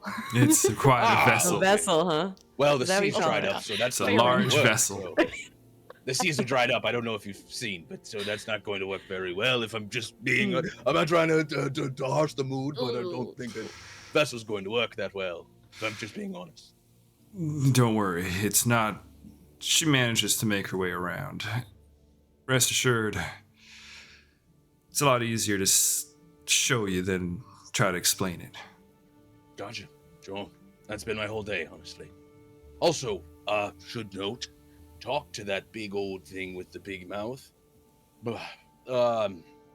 That came from any points at God, I had Oh, it, it's words and, Black As a- Reef. yeah, Black Oh. Reef. Mhm. Yeah, so that is what happens to the prisoners there. So I've got to get there quick. Prisoners. We got a lot to tell you, and I think you got a lot to tell us. I think so. All right. Well, guys. Where's Finn? Sorry. No, you're good. Begins with That's a Zin. solid question. Finn's Okay. with Zin. That's all. That's all. Ah, Okay. Let's do this. For the sake of time and pacing, you guys are able to, by foot, travel the rest of the way back towards your companions, and you're able to regroup with Zin, Finn, Chimney, and 4 hippogriffs and 1 additional sea elf. 1 additional elf. No longer true sea elves. 1 additional elf. Pascal is there. Oh, okay, okay. You, between these hippogriffs and a little bit of rest, Anatole will be able to recharge some focus points and get the wings back. So we'll have. If we're resting long enough, also, Cress has it prepared. They would cast Soothing Spring, Ooh. and anyone who sat for an hour in it would heal 10d8, and it removes the fatigued condition. Oh, very Wow. good. Yeah, that'll help 10d8, Anatole significantly. Jesus. Yeah, All right, I'll sit in that circle. yeah. I'll sit for a It's while. We'll a say- hot tub. we'll it's say a the whole healing group- hot tub. Yeah, we'll say the Hell whole yeah. group will sit around hippogriffs and Tulka as well. Everybody God. just kind of Amazing. cuddling up. Okay, I would That's adorable. Button. We'll have you roll the numbers for us. We can add them all Did to. it's 57. Holy! Oh, I'm very full. And no longer fatigued, which I think is only going to matter for Anatole. Yeah. Okay. She Am I still is. stunned? No, Does that go away? that goes No. away. Yeah. That goes away. Okay. Yeah, I'm back to full. Woo. Okay. In that case, yeah, I think everybody's back to full. Cress, any flavor for that spell? I believe that's the first time you've cast that one. Yeah, I think. I mean, I imagine we could theoretically pick up here, like maybe at the tail end of the spring. We end up back where those seaweed monsters were. Mm-hmm. That space having been kind of cleared, and being sort of like a safe zone for the time being. Cress would have started talking about where the ocean went. And as they started talking, there would be this burbling, this sort of soft, soothing sound to anyone from Zeladil. And a pool burbles up into this space in the sand. It starts carving out like seats for everyone to sit there is this. It's strange because most spring water pools are cold, but this is a warm, inviting space. And as you sink into it, it's that heavily minerally smell, right? Like it is, you can feel your body like unclenching, and you can feel yourself absorbing minerals like as soon as you step into it. Perfect. And it smells like the ocean. Ah. I think that is the perfect spot for us to call our session as the group settles in to this little hot spring that Cress calls forward with their magic.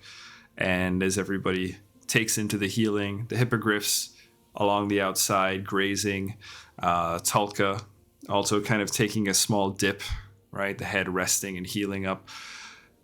That's what we're going to call our session, and we will pick up here when we come back in a couple weeks. All right.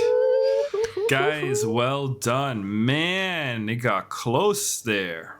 Got scary. Got a little Let's scary. go, let's go, baby. Oh, yo. All right. Friends, thank you so much for hanging out with us. Thank you so much for, hope you enjoyed the game. Before we head out, let's do a quick round of goodbyes. Let's see. We'll start with, who do we start with? Adam. That's me. We always start Hello, with my Adam. name is Adam, or Mr. Adup. That's MRADDUP, he, they pronouns.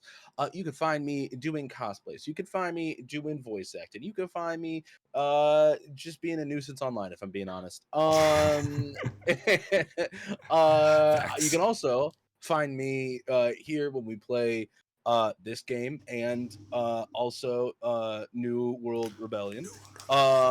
And then also in January, starting in January, you can find me over on Tales Archive, playing L in our Dual Seas campaign. So yeah, Pirates of the Dual Seas. Pirates. Arr.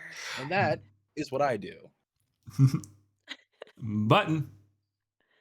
Hello, I'm Button. My pronouns are they, them. I'm Blue Button on social media, and when I'm not here playing Cressida, you can find me in New World Rebellion playing Amanita. And you can also find me over on Tales Archived, where I play Echinacea Belrose in the Known Realms Telesh campaign.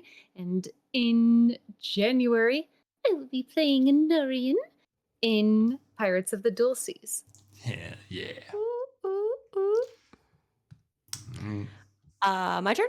yeah. And a banana. Hello, I am Hello. Henna Banana. Banana. I am playing Farron Balmiar tonight. When I'm not playing Farron, you can find me playing Piminia Neckle, everyone's favorite charming gnome bard, over in the Sandsea Saga campaign. And like everyone else, you can catch me on Tales Archive starting in January, playing in the Pirates of the Dual Seas D&D 5e campaign. Woo! It's good shit. Definitely gotta tune in. Yeah. It is good yeah. shit. That's it. Oh, and thank you for all the subs. Jack, Meister Hypester, and Alec via Jack. Tales Archived. OMG. Thank you. Oh, thank You guys you. rock. Thank you. Wow. Totally Mm. rock. So sweet, you guys. Yeah. Appreciate you all. And that's me. Passing it off to David. Do stick around for a raid because I know he'll forget to say it. Okay. Yeah, I would probably forget to say that. Guys, we have been playing some Pathfinder 2nd Edition. I've been your GM. We are down a player. We are missing our Jotun Blood fighter, Alec. Alec, you can find him here when he plays Finn Reese, the aforementioned Jotun Blood fighter. You can also catch him over at Tales Archived, where he is the Dungeon Master of Known Realms Telesh. And, starting in January, Pirates of the Dual Seas. And then you can catch me here whenever I'm the Game Master of the Heroes of Histaeria campaign series that includes Unearthed Inheritance, Sandsea Saga, and our latest and greatest New World Rebellion. We have one session in the bag. We have 3 0 sessions on YouTube. You can go check those out. They feature all these fantastic players and then some. And then you can also catch me over at Tales Archived when I play Whistle, the Hobgoblin Fighter in the Known Realms Telesh campaign. And you can also catch me in January when I play Gin and Tonic, the changeling thief bard of the group. a shit amongst shits. Facts. Yeah. Right? True facts. All right, guys. Thank you so much for hanging out. We hope you enjoyed the session. We will be back with Sandsea Saga next week for our last session of the year on that campaign. And then the following week, which is... Somebody help me out with the calendar. How do these things work? The 30th? Is it the 30th? 30th. The 30th for the final session of Unearthed Inheritance for this year as well. So This whole year. this whole year. Oh my We won't be God. playing these campaigns in December because some of us need to catch up. Some Wow, people's it's the brains need a first break. year. Yeah. It's the first year of Your Stealthy first Elf. full year. Wrapping Oh, shit, up. that's true. Nice. shit. Oh my Yeah. goodness, I bravo. didn't even know that. Yeah. It's this first year. Aw. Yeah, we Stealthy just Elf had a launched birthday in, or something. in January. Yeah. That's Yeah. crazy. All right. Amazing. Oh. See All you right, around, let's raid. folks. Let's go on a raid. To the raid. To the raid. I don't know why I zoomed out. That's but pretty bye. awesome.